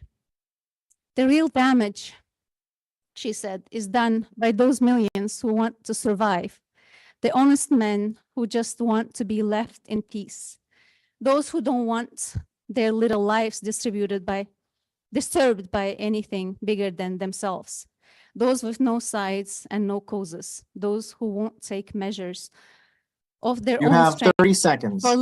for fear of antagonizing their own weakness, those who don't like to make waves or enemies, those whom freedom, honor, truth, and principles are only literature, those who live small, made small, die small. It's a reductionist approach to life. If you keep it small, you'll keep it under control. If you make any noise, the boogeyman won't not make noise, the boogeyman won't find you. But it's an illusion. I'm sorry, but your because, time has expired. You ask why I in do Brookline. have to stop you there. I apologize. Again, you can email the select board and follow line. Thank you. The next person signed up for public comment is Lisa Schatz. Lisa, are you in person? I think. Lisa Schatz, come on up, followed by Aviva Scheidlin. Okay. All right. I'll try to speak quickly. Lisa Schatz, town meeting member, precinct 11. There was a war in Syria. More people were killed in the war in Syria than all the Arabs and Jews in all the wars since 1948. I just heard that. Where was the resolution? Where was the resolution to try to protect these innocent civilians of Syria? Where was it? Also, there's a war going on in Yemen, and many innocent civilians are being killed in the war in Yemen that the U.S. is funding. The U.S. supports Saudi Arabia. Where is the resolution against this war? There was a genocide in Darfur. Did Brookline bring a resolution to bring that to people's attention so we could help the Darfurians? There, the Uyghurs in China, 1 million of them. They're in concentration camps. They're arrested. Many governments have labeled that a genocide, but I don't see a resolution for that. The Yazidis that were targeted by ISIS. Where's the resolution there? And what about the Democratic Republic of Congo, where over 5 million people have been killed? Where was the resolution about that? Why is it only Israel that gets this resolution? The next person signed up for public comment is Aviva Scheidlin. Aviva, you may approach presentation station. And you can... My name is Aviva Scheidlin. I live in Brookline for 40 years now. And I'm, I will say, Jewish, Israeli, American, whatever, all together. And actually, I support all the people that speak against this resolution before me. They mention a lot of reasons, especially all of them, actually. I support all of them, and I don't want to take it too long, but I think that selectmen in town meetings, they elected to represent our local interest, and they'll not be elected to execute our national policy.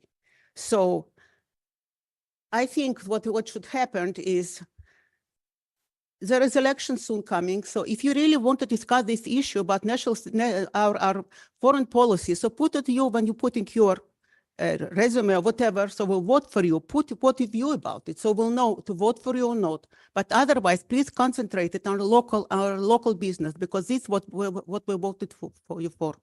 Okay, I'm too excited, but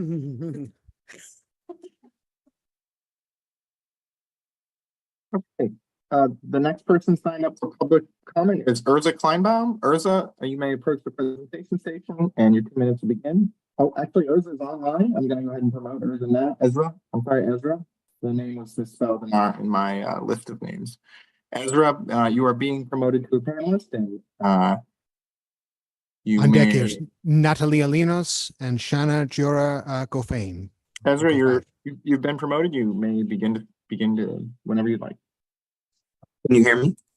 Yes. All right. Hi, everybody. I'll be quick. My name is Ezra Kleinbaum. I'm a junior at Brookline High School and someone with many personal connections to the conflict. And I'm here to strongly encourage you to support the Gladstone-Bernstein Amendment. I just want to say that I really appreciated Mr. Green's comment at the beginning of the hearing on this article about this article being brought with good intentions and about listening to each other with an open mind, because I think that is so important. We're all neighbors here in Brookline. We're all part of the same community, and we need to get along. That being said, everybody wants this war to be over as soon as possible. Everybody. War is just about the scariest thing like in the world. It's terrifying. I can't even imagine it. But a resolution passed by Brookline Town Meeting is not going to make this war end any sooner. What it is going to do is tear us apart as a town and as a community. And it's not going to make the war end sooner. But given that at this point, town meeting is going to have to vote on something, I think that the best thing we can do is go for sort of the least divisive option. And I think that that is going to be the Gladstone-Bernstein Amendment. So I really would encourage you to recommend favorable action on the Gladstone-Bernstein Amendment. Thank you. The next person signed up for public comment is Natalia Linos. Natalia, you may approach the presentation station and your 2 minutes will begin. Thank you. Natalia Linos, Town Meeting Member, Precinct 6, speaking tonight in support of the resolution and in my personal capacity as a public health expert, as someone who worked for over a decade at the United Nations, including in the Middle East, and as a mom of 3 Palestinian children. Last November, there was some discussion about a possible resolution calling for a ceasefire. I was not involved in drafting that one, and I was not involved in drafting this one. In fact, at the time, I encouraged one of the petitioners, who I met for the first time tonight in person, not to move forward. I warned that it could be divisive and hurtful, especially to members of our Jewish community and our Israeli community, still grieving the horrific terrorist attacks by Hamas on October 7th. Last November, I also naively believed that this would be a short-lived war.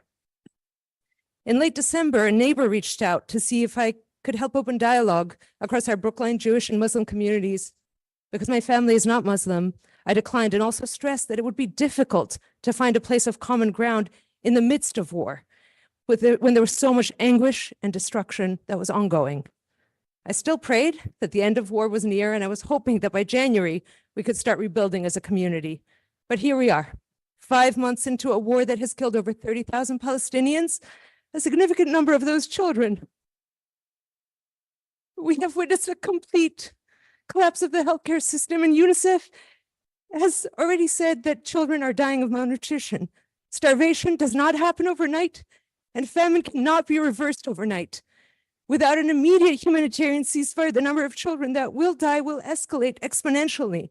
Malnourished mothers cannot breastfeed their infants. Malnourished children cannot survive a bout of diarrhea.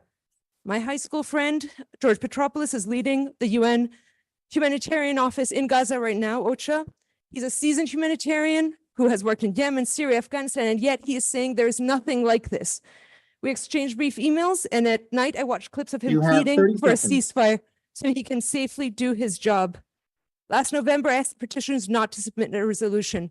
Today, I believe that continuing to remain silent is not only wrong on a global level, but also hurtful for our town, for our Palestinian community, our Arab community, our Muslim community who want us to take our stance. Brookline's voice matters. Some of you know that my family is leaving Brookline this summer, and when I told my 10-year-old that I'd be returning to the United Nations, she told me she was sad to leave Brookline, but she asked, "Will you be able to help the children of Gaza?" "I don't know," I replied. The next person signed up for public comment is Shauna Diora Gorfain. Shauna, you may approach the presentation station and your 2 minutes will begin. The next person after that is Noah Lieberman. Thank you. Shauna Giora Gorfine, town meeting member from precinct 11. Select board members, you might remember me as the person who submitted that letter last fall on behalf of over 100 town meeting members, asking you not to schedule a special town meeting so we could avoid public debate on this divisive issue. I'm back to say I'm really, really tired. Warrant Article 19 should not be before town meeting, full stop. I don't see how any of my colleagues in town meeting could possibly explain the relevant issues of the Palestine-Israel situation with appropriate context and nuance in only 3 minutes. I couldn't do it in 3 minutes. I couldn't do it in 30 minutes. I couldn't do it in 3 hours. I'm not standing here tonight to pick apart the whereas clauses of the warrant article, quibble with the resolution items that are written there. I believe that the petitioners truly want peace, as do I. But I also believe that Brookline Town Meeting or any municipal government body is not the right forum for a debate on this issue. Such a debate will invite divisiveness, animosity, and hate speech. And such a debate asks us as town meeting members to weigh in publicly on matters about which we simply are not sufficiently well informed. Since we cannot remove a warrant article once it is on the warrant, I ask you to support the next best thing, the amendment put forth by my colleagues, Scott Gladstone and Michael Burstein, which expresses a sincere desire for lasting peace and support for the efforts of informed, qualified government officials who we believe are working toward that goal. I will not take more of your time, as I understand a couple dozen of my neighbors would like to offer their thoughts as well. But I urge you to please support the unifying language of the Gladstone-Burstein Amendment, recommend no action on Warrant Article 19, and encourage Brookline Town Meeting as a legislative body to avoid debate on this resolution. Thank you. Person signed up for public comment is Noah Lieberman. Noah, you may approach the presentation station and your time will begin. After that, we have Ariella Hellman, who's online. This is our 15th speaker I've been asked to give numbers. Hi, thank you to the select board meeting. Could you speak directly into the mic? Sorry, first time. Okay. I've been a part of the Brookline community for more than 10 years, and I have kids in the public school Brookline. And to be clear, I oppose the article as it's wording currently. I don't want to repeat what people have said. I think it's not beneficial for our fragile community at the moment. I do think it's biased and inaccurate, and I won't go into the details. I understand people are hurting. We are all hurting. I don't want to diminish that hurt. I think there's a multitude of views and experiences in our community, and we need to be mindful about it and supportive. Mainly, I worry about my kids. I see what is happening in campuses with lots of misinformation, rhetoric, and hatred spread around. Even in our school committee meetings, public comment, which I've been attending since October. I don't think that these resolutions foster an environment in our community where people should be able to talk about different and sometimes opposing views and experiences. So I'm not going to repeat any more of what people have said, and I agree with. I think the wording is, at the moment, I oppose the wording of this article. And if there is a need to promote an article, then I support the Gladstone-Bernstein amendment. Thank you. The next person signed up for public comment is Ariella Hellman. Ariella, you've been promoted to a panelist. You may unmute and share your video, and your 2 minutes will begin. Thank you so much. I'm sorry. If I next by Rabbi Umainer and Galit Goldstein. Sorry. Thank you. Thank you so much. Good evening. My name is Ariella Hellman, and I'm a Brookline resident and the Director of Government Affairs for Agudath Israel of New England, where I work to advance the interests of the Orthodox Jewish community in Brookline and across the state. I speak tonight in opposition to Warrant Article 19, calling for a ceasefire resolution. This is a foreign policy matter that is outside of town meeting's purview and will only increase and embolden anti-Semitism that is already prevalent in our town, our schools, and the larger community. This resolution is also non-binding and will not meaningfully impact United States foreign policy decisions. However, as so many of the previous speakers have pointed out, this resolution and debate on it does have the ability to do real harm to our local community. We have seen in neighboring towns that municipal resolutions regarding foreign affairs often sow division and exacerbate feelings of pain and isolation. We have also seen an uptick in anti-Semitic acts, harassment, and vandalism in Brookline since October 7th. And our concern is that renewed public attention and debate on this issue will only exacerbate these issues and fuel additional hateful acts. We must, as a town, look for opportunities for constructive dialogue that draw community members close and offer support to all those who have been impacted, instead of investing in symbolic gestures that will inadvertently create increased risk and harm to members of our community. I ask the Select Board to recommend no action on this warrant article. Thank you so much for your time and your consideration. The next person signed up for public comment is Rabbi Mendy Umner. After that, we have Galit Goldstein and Akiva Leibowitz. Rabbi Mendy Umainer, are you here? Umainer? I don't see anyone in the room. Okay. I am just checking. There you are. Perfect. Thank you for raising. Oh.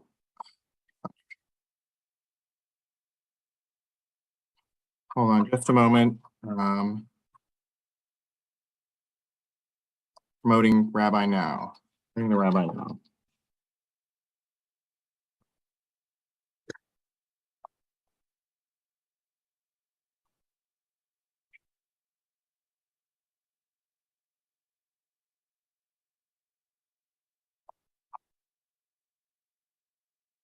Again.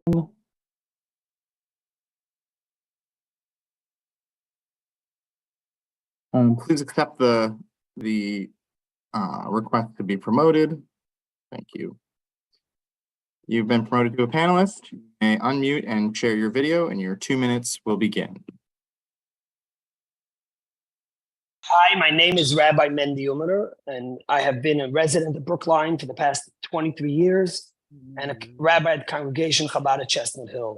I agree with many of my colleagues here, of course, that Brookline and a local place is not the place for foreign policy. But I think there's more to speak about here. In a time when the latest FBI statistics have said that more than 50% of religious hate crimes have been amongst Jews, that was before October 7th. Since October 7th, there has been a 400% increase. 3 miles away from Brookline in the Brighton Center, a rabbi was stabbed. I, as a rabbi walking in Brookline, have been called Hail Hitler to me more than one time with my little children in tow staying behind me. Never has there been a resolution to take up the anti-Semitism and tackle it. And here we are giving credence to a resolution that's not just not the place in Brookline, but it's one-sided. A resolution that speaks about ambulances being bombed in schools, while it doesn't speak about the fact that these schools were housing rockets. A resolution that has 9 whereases, when 7 of them are against the Jewish people and against Israel. My daughter is in Israel. She had to be in a bomb shelter for 2 days, and her seminary has not been returned to its place, while hundreds of thousands of Jews have not been able to go back home. For Brookline to think of such a resolution is hurtful to the Jewish people and only underlines and escalates anti-Semitism. And as Jews, we won't be quiet. Menachem Begin once said, better a bad press than a good eulogy. You have 30 seconds. We will stand up for ourselves. We will stand up proudly for Israel. The President of the United States has said that Israel has the right to defend itself. And if Israel has the right to defend itself, it will. And for Brookline, a place with thousands of Jews living, to think, to contemplate the resolution that's so biased and so one-sided is shameful to all the people. And I say we shouldn't take up any resolution, neither this one nor the other one. We should vote no on Your time has expired. bigotry and to anti-Semitism. Thank you. that I continues appreciate to your creep in comment. our And town. we must move on. Thank you. This person signed up for public comment is Galit Goldstein. Galit, I'm going to send you a request to rejoin as a panelist. Ellie Goldstein, Akiva Leibowitz, Sharon Jacobs. Galit, you have been promoted to a panelist, and you may unmute and share your video and your 3 minutes to begin. Hi, my name is Galit. My family is from Israel. My mother's from Israel. My grandmother's from Israel. My great-grandmother's from Israel. I speak very much in support of the ceasefire resolution. Town hall is the right format for this debate. Town halls have been called the cells of democracy. Towns in Massachusetts and the United States have a very long history of making statements on foreign affairs. It is not true to say that town halls do not speak on foreign affairs. This is a recognized and important way for American citizens to engage with foreign affairs. As a Jew, I will say it discriminates against Arabs and Palestinians to single them out and say that it is divisive to speak about the issues that impact them. I feel horrible that misinformation is spread in this meeting in the name of Jewish people that is hurtful to Palestinian people. It is right for the people of Brookline to speak on this issue when their tax dollars are paying for Israeli weapons. These proclamations are a vital way to support Israelis who would face punishment and community retaliation in Israel for their views. I will not center my comfort as a Jew or for a distaste of division over the safety of Palestinians. I strongly disagree that a call for ceasefire puts Jews at risk. I urge Brookline not to hide behind civility and avoiding division instead of doing the right thing. Those who speak against ceasefire don't represent all Jews. Those who say this resolution is divisive don't speak for all Jews or all Israelis. What is divisive is calling for positivity when Gaza faces more civilian casualties than anywhere in 124 years. What is divisive is playing the game of whataboutism when being asked to look at civilian death in Gaza. What is divisive is bombing an area the size of Houston at a rate of bombing comparable to how Laos was bombed in the Vietnam War, aka the area of most bombs ever. I am very proud to stand with those who brought forward this resolution in favor of ceasefire. Thank you. The next person signed up for public comment is Akiva Leibowitz. Akiva, I'm promoting you now. After that, we have Sharon Jacobson and Deborah Yanofsky. Akiva, if you were there, please accept the request. So like many others here, as an Israeli American, I have dear friends and close family who were affected directly by the October 7th massacre, as well as colleagues and friends who are under incessant attack in Gaza and its environs since. The clear and simple language of humanism and dignity on Warrant 19 speaks for itself.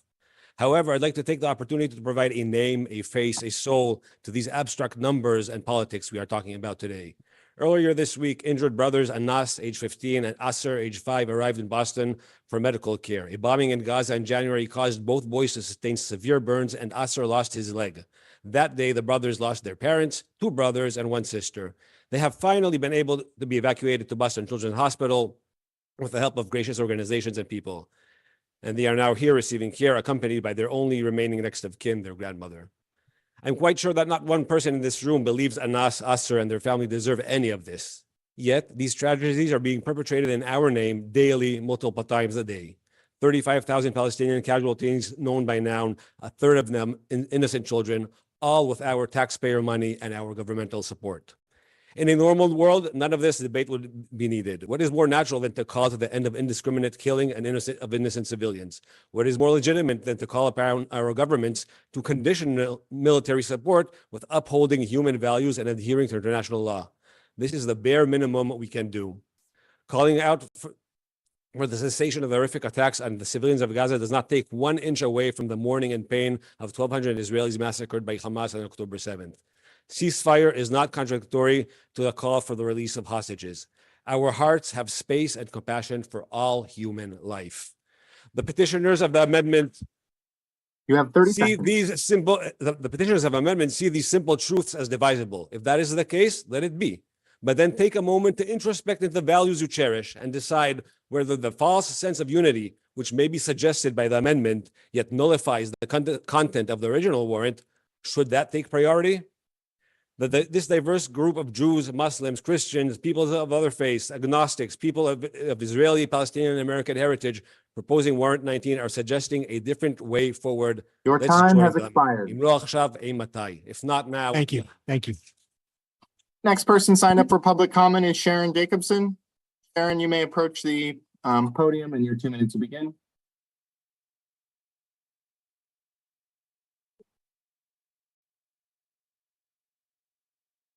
Sharon Jacobson. I'm not seeing Sharon on Zoom. You're on Zoom. Please use the hand raise feature. On deck are Deborah Yanofsky and Mel Schumann. Sharon Jacobson will be our 20th speaker.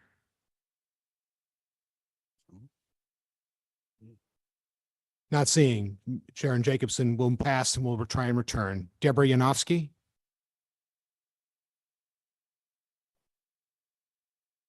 You're online. Please use the hand raise feature so that Charlie can promote you.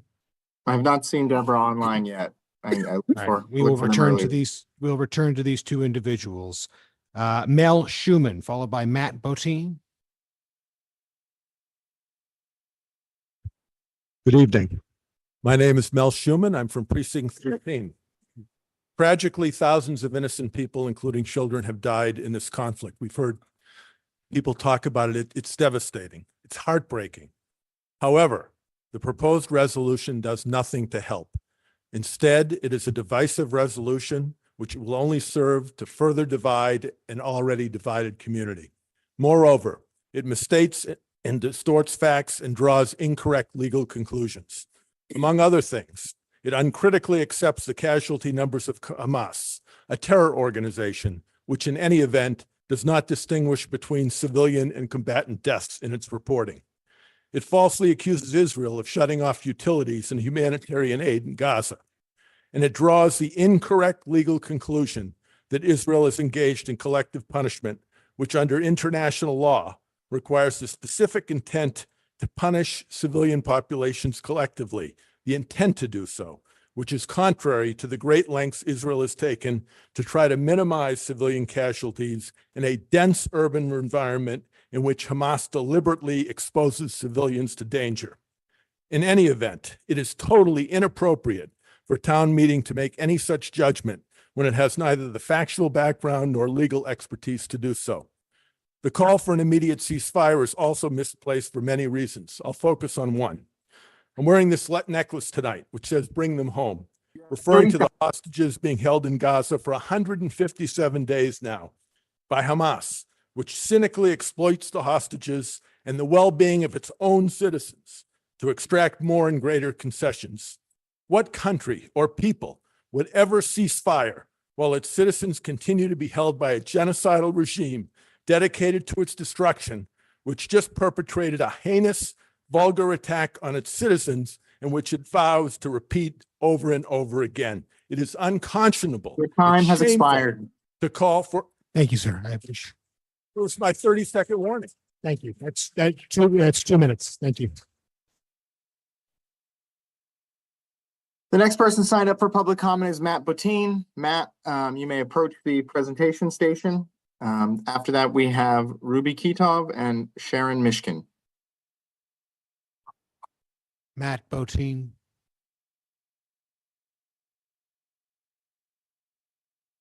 Seeing none, we'll skip and try and come back at the end. Ruby Kitov, you are next up. I'm here in person. Thank you. All right. Dear members of the Select Board, thank you for listening to the comments today. I'm urging the Select Board to strike warrant Article 19. First off, as a local municipality, I think we should not venture into international affairs, especially on topics so divisive, since this will fuel more animosity and greater conflict within our community. With the sole exception of the word terrorist in describing the massacre that Hamas perpetrated on October 7th, literally every part of the warrant article is essentially Hamas propaganda, from the casualty figures supplied by Hamas, to the claim that Israel cut access to drinking water, to suggesting that Israel is targeting schools and hospitals only to inflict damage on innocent Palestinians. The warrant article reads as if it was written by Hamas, but it was not. And parts of the warrant article weren't even written in Brookline or Massachusetts. When you Google for various parts of the warrant article, you'll find they were literally copied and pasted from other resolutions, like the part on collective punishment, which was lifted word for word from the ceasefire resolution in Richmond, California from October 24th. The effort to pass ceasefire resolutions in various municipalities is not an idea that originated in Brookline. The Council on American Islamic Relations, or CARE, has organized a calibrated and strategic campaign in local municipalities to demand a ceasefire in Gaza with toolkits and playbooks, which are, I think, used by some people in this room. The ceasefire activists are not advocating for humanitarian crises anywhere in the world. Why did that not You have organize 30 demand seconds. action for Darfur or Haiti? Why now, and why only when Israel is involved? I've read the amendment that was drafted by Scott Gladstone and Michael Burstein, and I support it as it is neutral, represents the views of the majority of Brookline residents, and is not something that can be leveraged politically by organizations and actors outside of Brookline. Thank you very much. The next person signed up for public comment is Sharon Mishkin. I apologize. Sharon, you may approach the podium and your 2 minutes will begin. Sharon Mishkin.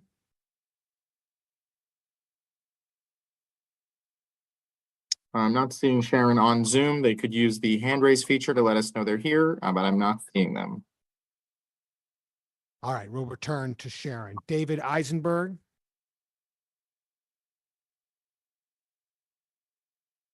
David is on Zoom. I'm promoting David now.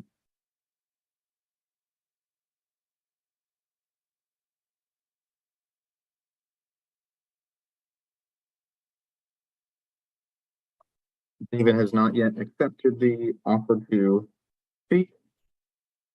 We could skip and come back to David if they would like to. right. I'm sorry. David is rejoining as a panelist now. Okay. Following David is Svetlana Shankovich and Susie Davidson. David, you've been promoted to a panelist. You may unmute and share your video and your 2 minutes will begin. Okay. Thank you. I'm opposed to both the article, as the warrant article as proposed, and the Gladstone amendment. Proof that this effort is misplaced and is unnecessary is obvious from the tension that it has brought to our town. In addition, it will have no impact on our foreign policy, nor will it have any impact on Israel's necessity to remove the Hamas terrorist organized or organization. It will not have any impact on Hamas, which has declared its intention to repeat the events of October 7th at its earliest possibility.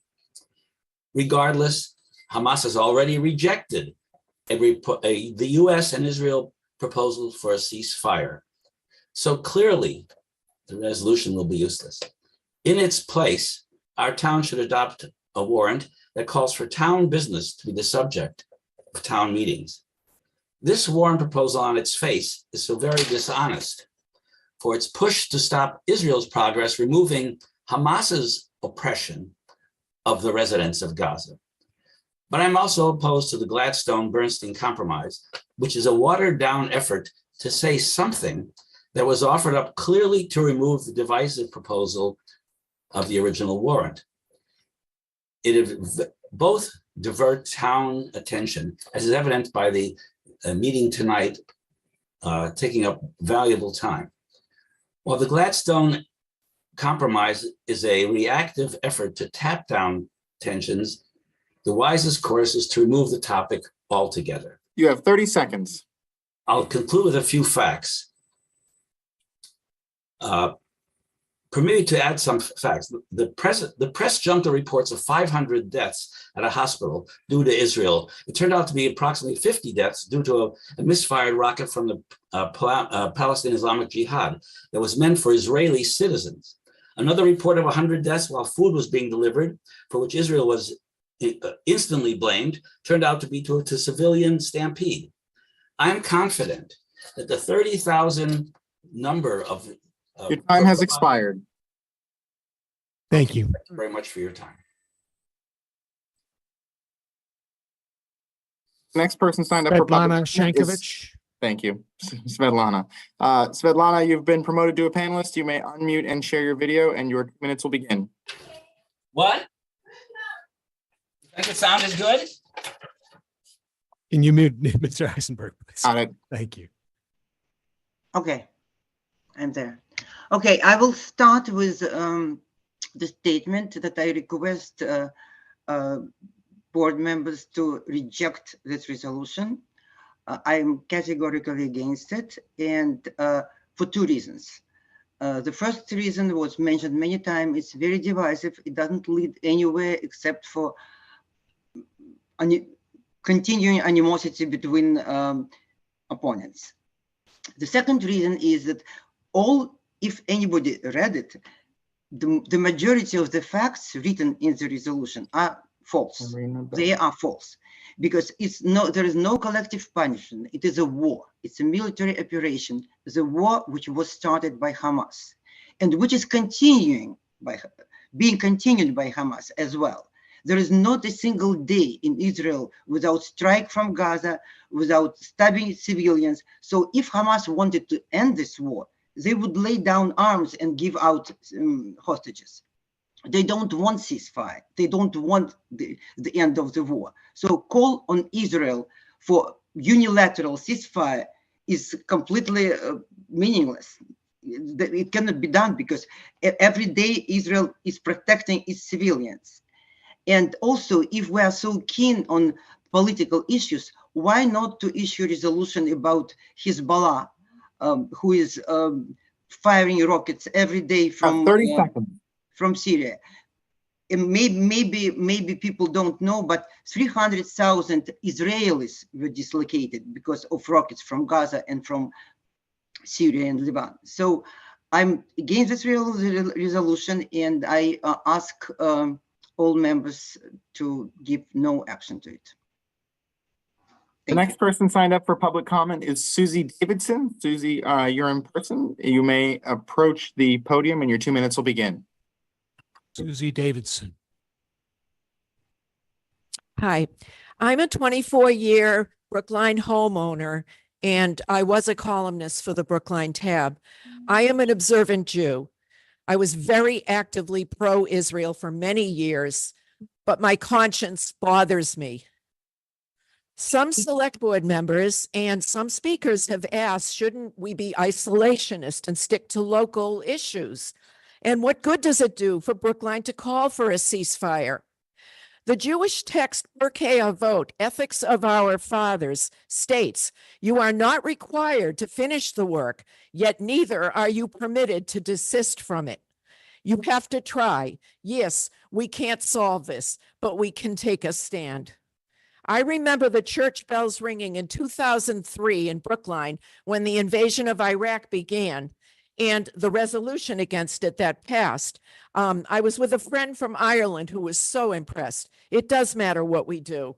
I was in the room in 2017 when the resolution supporting impeaching Trump passed. Brookline took a stand. Brookline just became the first in the world to ban tobacco sales for those born in this century. And so, no, we can't pass resolutions against every war. But like other towns have done, we can take stands on the issues that do resonate highly. The rampant settler violence I have not heard mentioned. The 1,200 killed tragically on October 30 7th seconds. versus 30,000 is a fact, and I can't ignore that. I wish to remind those who are for continuing this war that Hamas is intact. There is no military solution to this, and there is no moral solution. I have never encountered anti-Semitism, and I wear a big Jewish star. It is not anti-Semitism. It is criticism of the policies of the present Israeli government, and Islamophobia is just as rampant. Your time To has those expired. who are hurt and worried Thank about you. anger, I do have to stop you there. Thank you. okay. The next person signed up for public comment is Sheila Benson. Sheila, I have sent you an invite to speak unless you're in person. Sheila Berenson, I sent her an invite over. Okay. Decline the offer to speak. Is Sheila in person? Sheila Berenson? Oh, there we go. Sheila is now rejoining as a panelist. Sheila, you've been promoted. You may unmute and share your video if you feel comfortable, and your 2 minutes will begin. I unmuted. I can hear you. I'd share my video. I'm not sure how here. That's okay. You don't have to. If you'd like to speak, Oh, we'll start video. Okay. There you go. Fine. Okay. 305,000 Muslims were killed in Muslim countries from 2017 to 22, yet the world remains silent. Yet now people are horrified with the Gazans' far fewer 30,000 deaths, perhaps 1/3 of them active fighters. Why the rage now, but not then? Israel is a tiny nation, only 10,000 square miles in the middle of 5 million square miles in the Middle East. But Israel, one of the few countries in the world legally given its land by the UN, lives with attacks from the Palestinians. October 7th was one, but all 7 wars and attacks between the two were begun by Palestinians. For those who demand a ceasefire now, actually there was a ceasefire after 2014, but tens of thousands of missiles have been fired at Israel since then. October, and as was the invasion in October 7th was a break of the ceasefire. Did that stop anything? So how can Israel trust any ceasefire now when and why would anyone expect them to? Yes, it's horrific to see the Gazans dying from bombs, but Gazan's government started this war. Did they just expect Israel to fight back a day or two and then roll over? And the possible starvation, the ongoing starvation, we must look at Hamas for that, for they are absconding with the food, hiding inside trucks, and forcing Israel to examine every truck. Israel has other things to do. But something that seems to be always missed. Gaza must have the best bomb shelters in the world. 30 seconds. Those deep and often concrete tunnels. So why haven't they used them? Easily 80% or more deaths could have been avoided.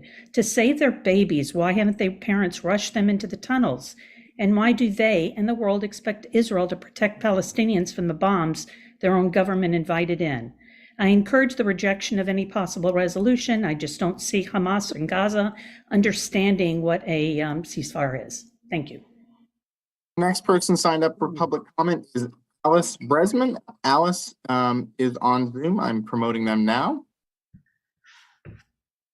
This is our 26th speaker. Next is Irene Belozerski, followed by Israel Shaked. Alice, you have been promoted to a panelist. You may begin. Thank you. I'm Alice Pressman, and my husband and I have been residents of Brookline for 42 years. I have been PTA president and very involved in the community in the past. My husband and I are opposed to warrant Article 19 and ask that no action be taken as it is very divisive, misleading, inaccurate, problematic, and one-sided in its bias against Israel.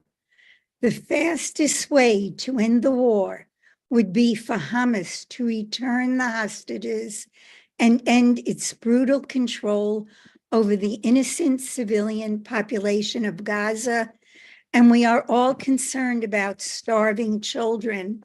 And perhaps if Hamas stopped stealing aid, more of those children would be fed.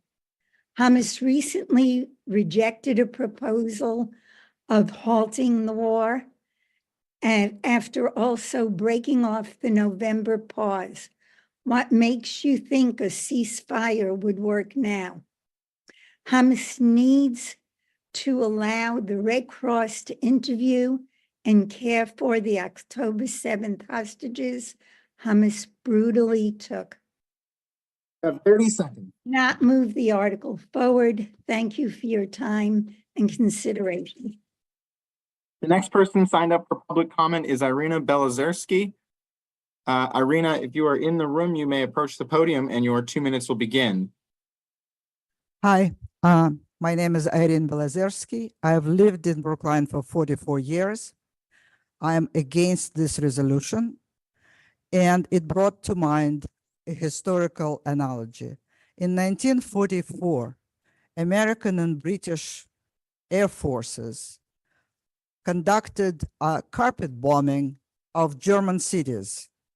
They turned lots of cities into rubble, and lots of innocent, or more or less innocent civilians were killed.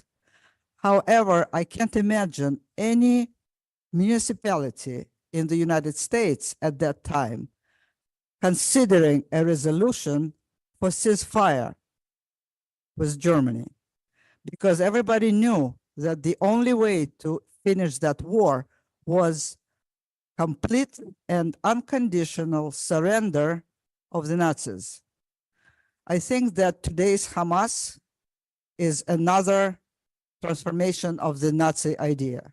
They are the contemporary Nazis. And I think the only resolution I would have supported is the resolution to call for complete and unconditional surrender of Hamas.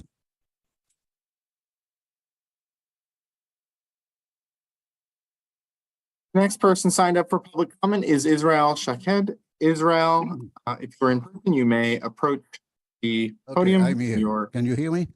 Yes. Okay, good evening. I'd like to say a few words. That's all confusing. First, I'm against any resolution. And the reason is very simple.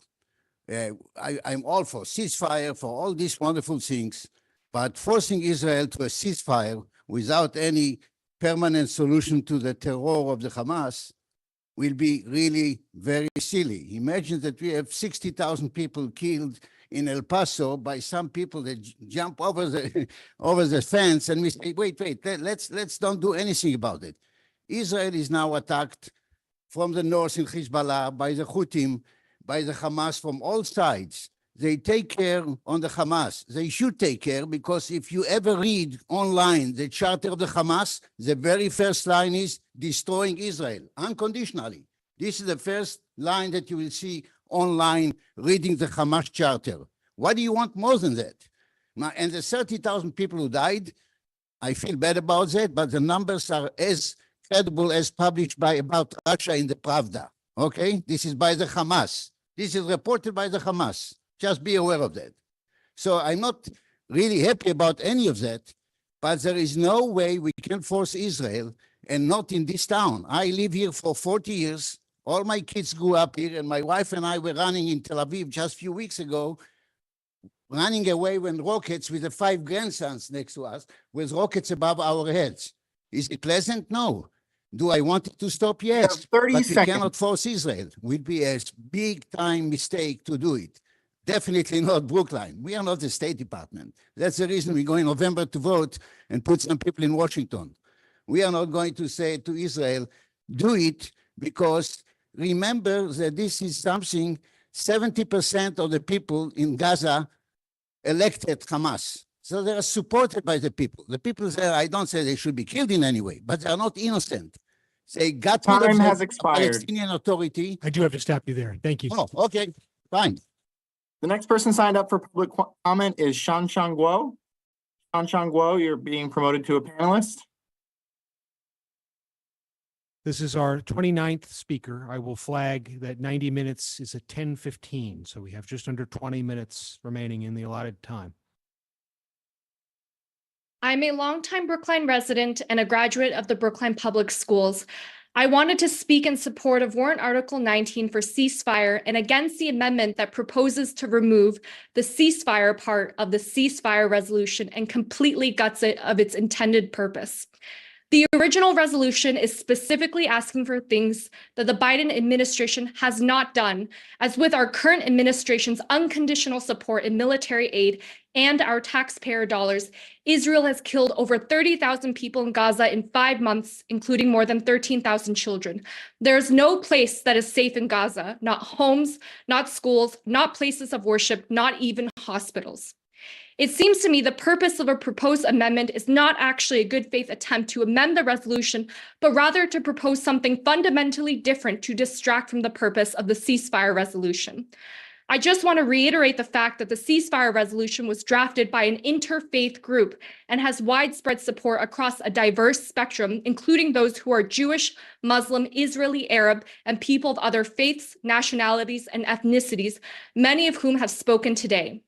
In addition to many people who wanted to speak but couldn't be here, like some of our Muslim community members, because this meeting was scheduled during Iftar.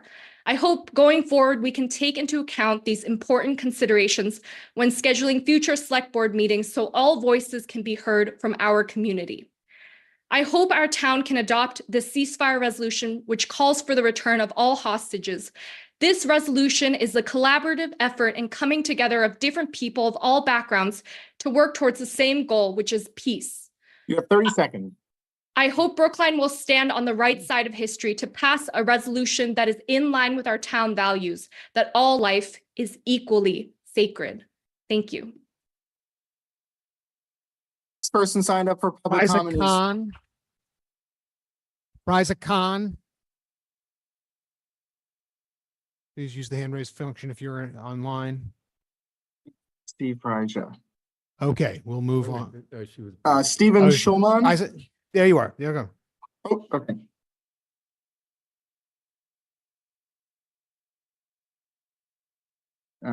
Stephen Schulman. Stephen is in the attendees. I'm promoting him now. No, Faisal is here. Faisal is here. Okay. Thank you for clarifying, Chaz. Sorry. Stephen, just please hold on with your comment for 2 minutes. Hello. Thank you for having me here today, Faiza Khan, Precinct 13.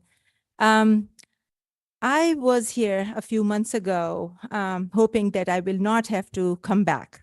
But it pains me that I must be here today to remind and urge you to not overlook or disregard me and the many Muslim Brookline students and families like myself who have contributed to this town and the Commonwealth in countless ways on a daily basis. Many of these families come from the region directly impacted by this war, as they have lost dozens of relatives in this meaningless war, and they want a full, permanent, immediate ceasefire. There is a resolution that has been sent to you. I'm here to talk about its alternative. I understand that the desire to call for a ceasefire may come from a well-meaning, protective impulsive. However, the alternative of it may also come from a desire to try and control the narrative about this tragic war, destruction, and the loss we are watching unfold from afar. The alternative to the resolution does exactly that, and it talks about supporting the Biden administration's policies to bring peace to the region. No policies of President Biden's administration are geared toward promoting peace in the region and have been successful in saving human lives. In fact, these policies have failed to accomplish anything, whether it's freeing the innocent hostages from Hamas or saving thousands of lives on both ends. President Biden's policies promote war in Gaza. Instead, as he continues to sell arms to an entity that's more powerful than the people this entity is waging war against, promoting peace You have and 30 selling seconds. arms. Promoting peace and selling arms to wipe out 30,000 do not go together in any context because every number has a name. We must not endorse, encourage, or acknowledge President Biden's war-promoting policies in the region and reject any warrant article that acknowledges such policies. Thank you. Next person signed up for public comment is Stephen Schulman. Stephen has been promoted to a panelist and can unmute and share their video when they are ready. Hi, my name is Steve Schulman. I'm joining the call to say that I am opposed to the warrant article. All my reasons have already been stated. I don't think it's appropriate for the town to be taking this up. I don't think it has the expertise. It's been repeated numerously that the October 7th attack was unprovoked and that Hamas uses humans as shields. They've intentionally built tunnels underneath hospitals and schools.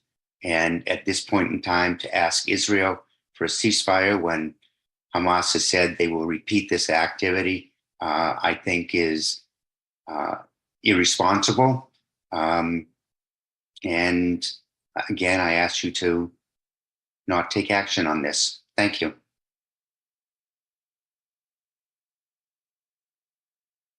The next person signed up for public comment is Vivian Suhanovsky. Vivian, I'm promoting you to a panelist now. After that, we have Eric Reuter and Hiba Osman, all of which are on Zoom. Vivian, you've been promoted to a panelist. You can unmute and share your video when you're ready to begin. Hi, thank you. My name is Vivian Janowski. As a Brookline resident, I'm commenting to show my support for Warrant 19. As a former student of the Brookline public school system, the community I've been able to create in this town has transformed the way I exist in this world. As a global citizen, I wholeheartedly want those who are broken from their communities to be reunited in their homes, to be reunited with the lives they lived and loved. The way to safety for all and a lasting peace is only possible through an immediate and permanent ceasefire, the return of hostages, and the entering of aid to end the starvation and medical crisis in Gaza. I also would like to be very clear, the US plays a main role in this conflict, as it has in the Middle East for decades. We have heard from multiple Israeli sources that this conflict cannot go on without US aid. So how is this not something we should be talking about as US citizens? I know that this issue we are discussing today is deeply relevant to our community, that is clear. Many in Brookline have direct ties to Israel and Palestine and have suffered tremendous losses. This ceasefire resolution does not deny anyone suffering. As the speaker before me said, we can learn how to hold space in our hearts for everyone. I am not scared to do that, and neither should you be. To stand for a ceasefire is to reject the dehumanizing logic that some lives matter more than others, and that the immense scale of suffering now witnessed in Gaza, over 30,000 dead and more than 10,000 of them children, could ever be justified as merely the price of one nation's security. By affirming its support for a ceasefire, the town of Brookline will be sending an important message that all life is precious. As a young person, I will continue to hold hope that this town I live in and love will support a ceasefire. Thank you. Next person signed up for public comment is Eric Reuter. Eric, I am promoting you to a panelist, if you would accept that. After that, we have Hiba Osman and Tatiana Gorlin.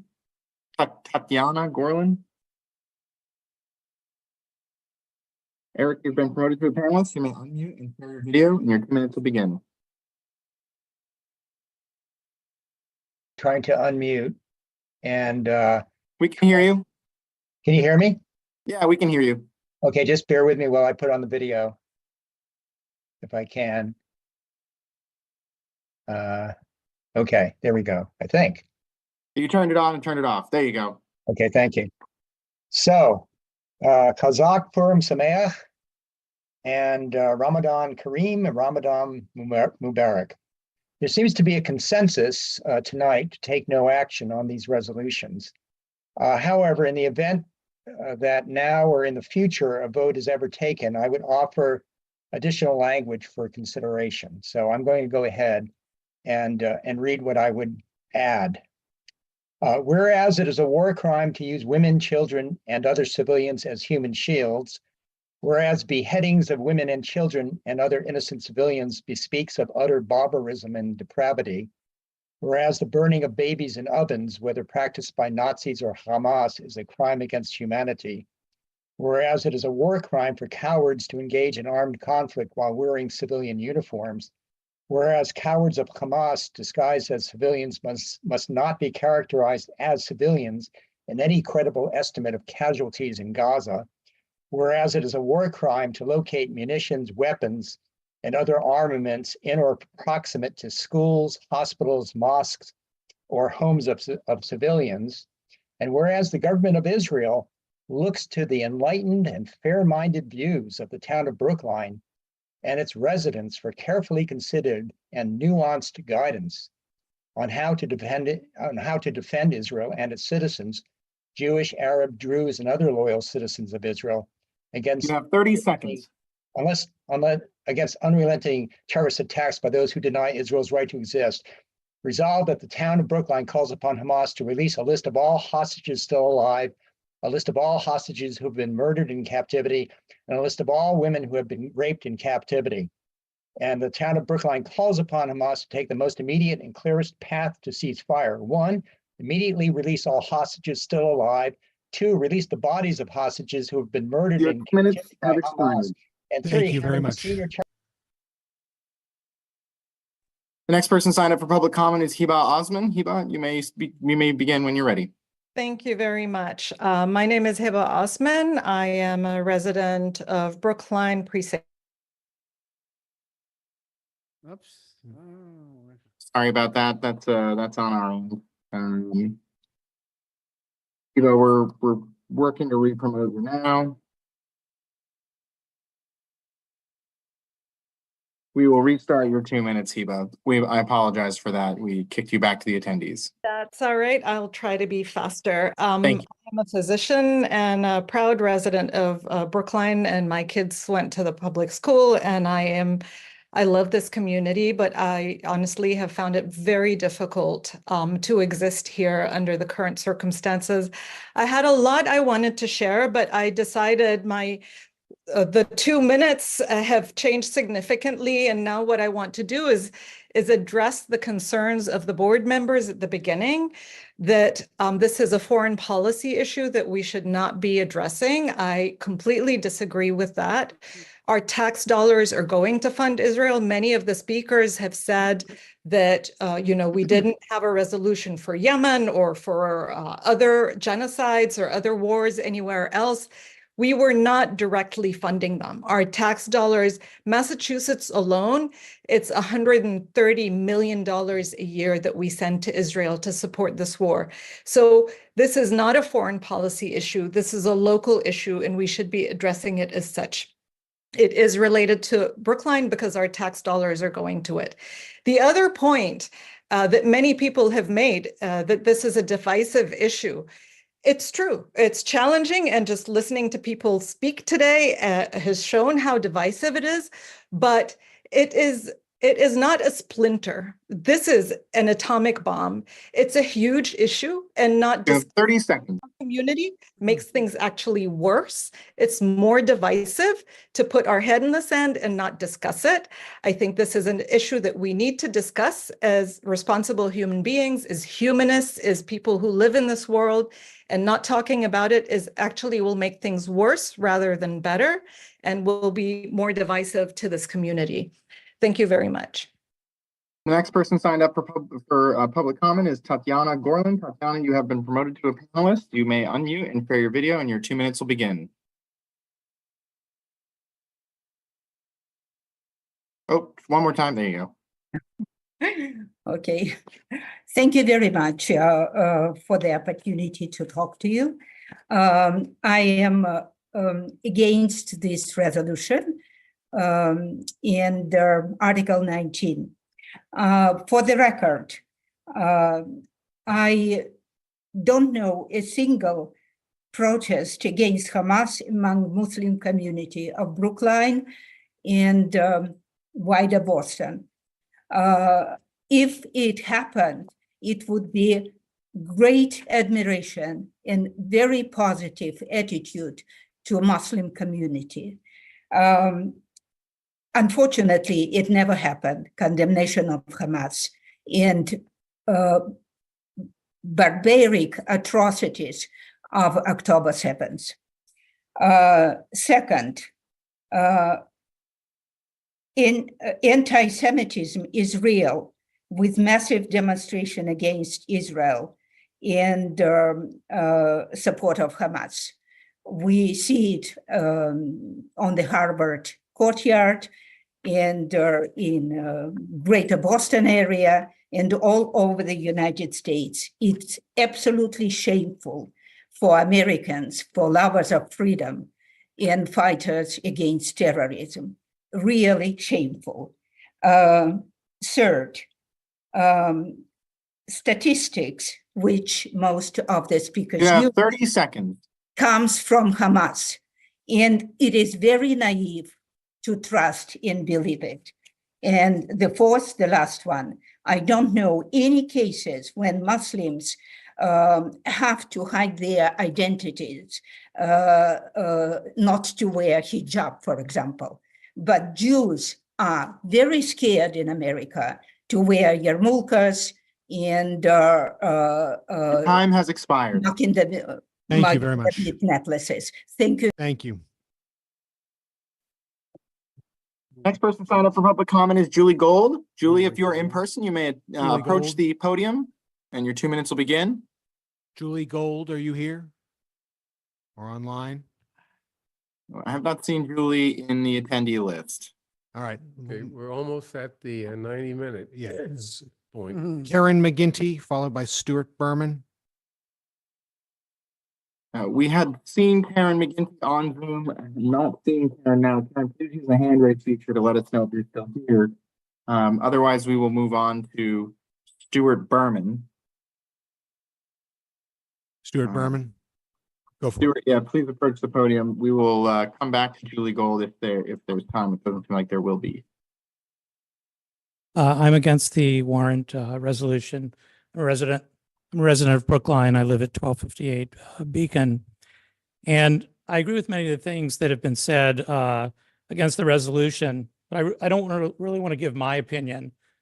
There are elements of the resolution that are just flat out false, such as describing war crimes that Israel has committed, such as describing collective punishment. And rather than me saying my opinion on it, I want to quote John Spencer, who's a major in the U.S. Army and the chair of urban warfare studies at West Point. And this is what he says: Israel has taken more steps to avoid harming civilians than any other military in history.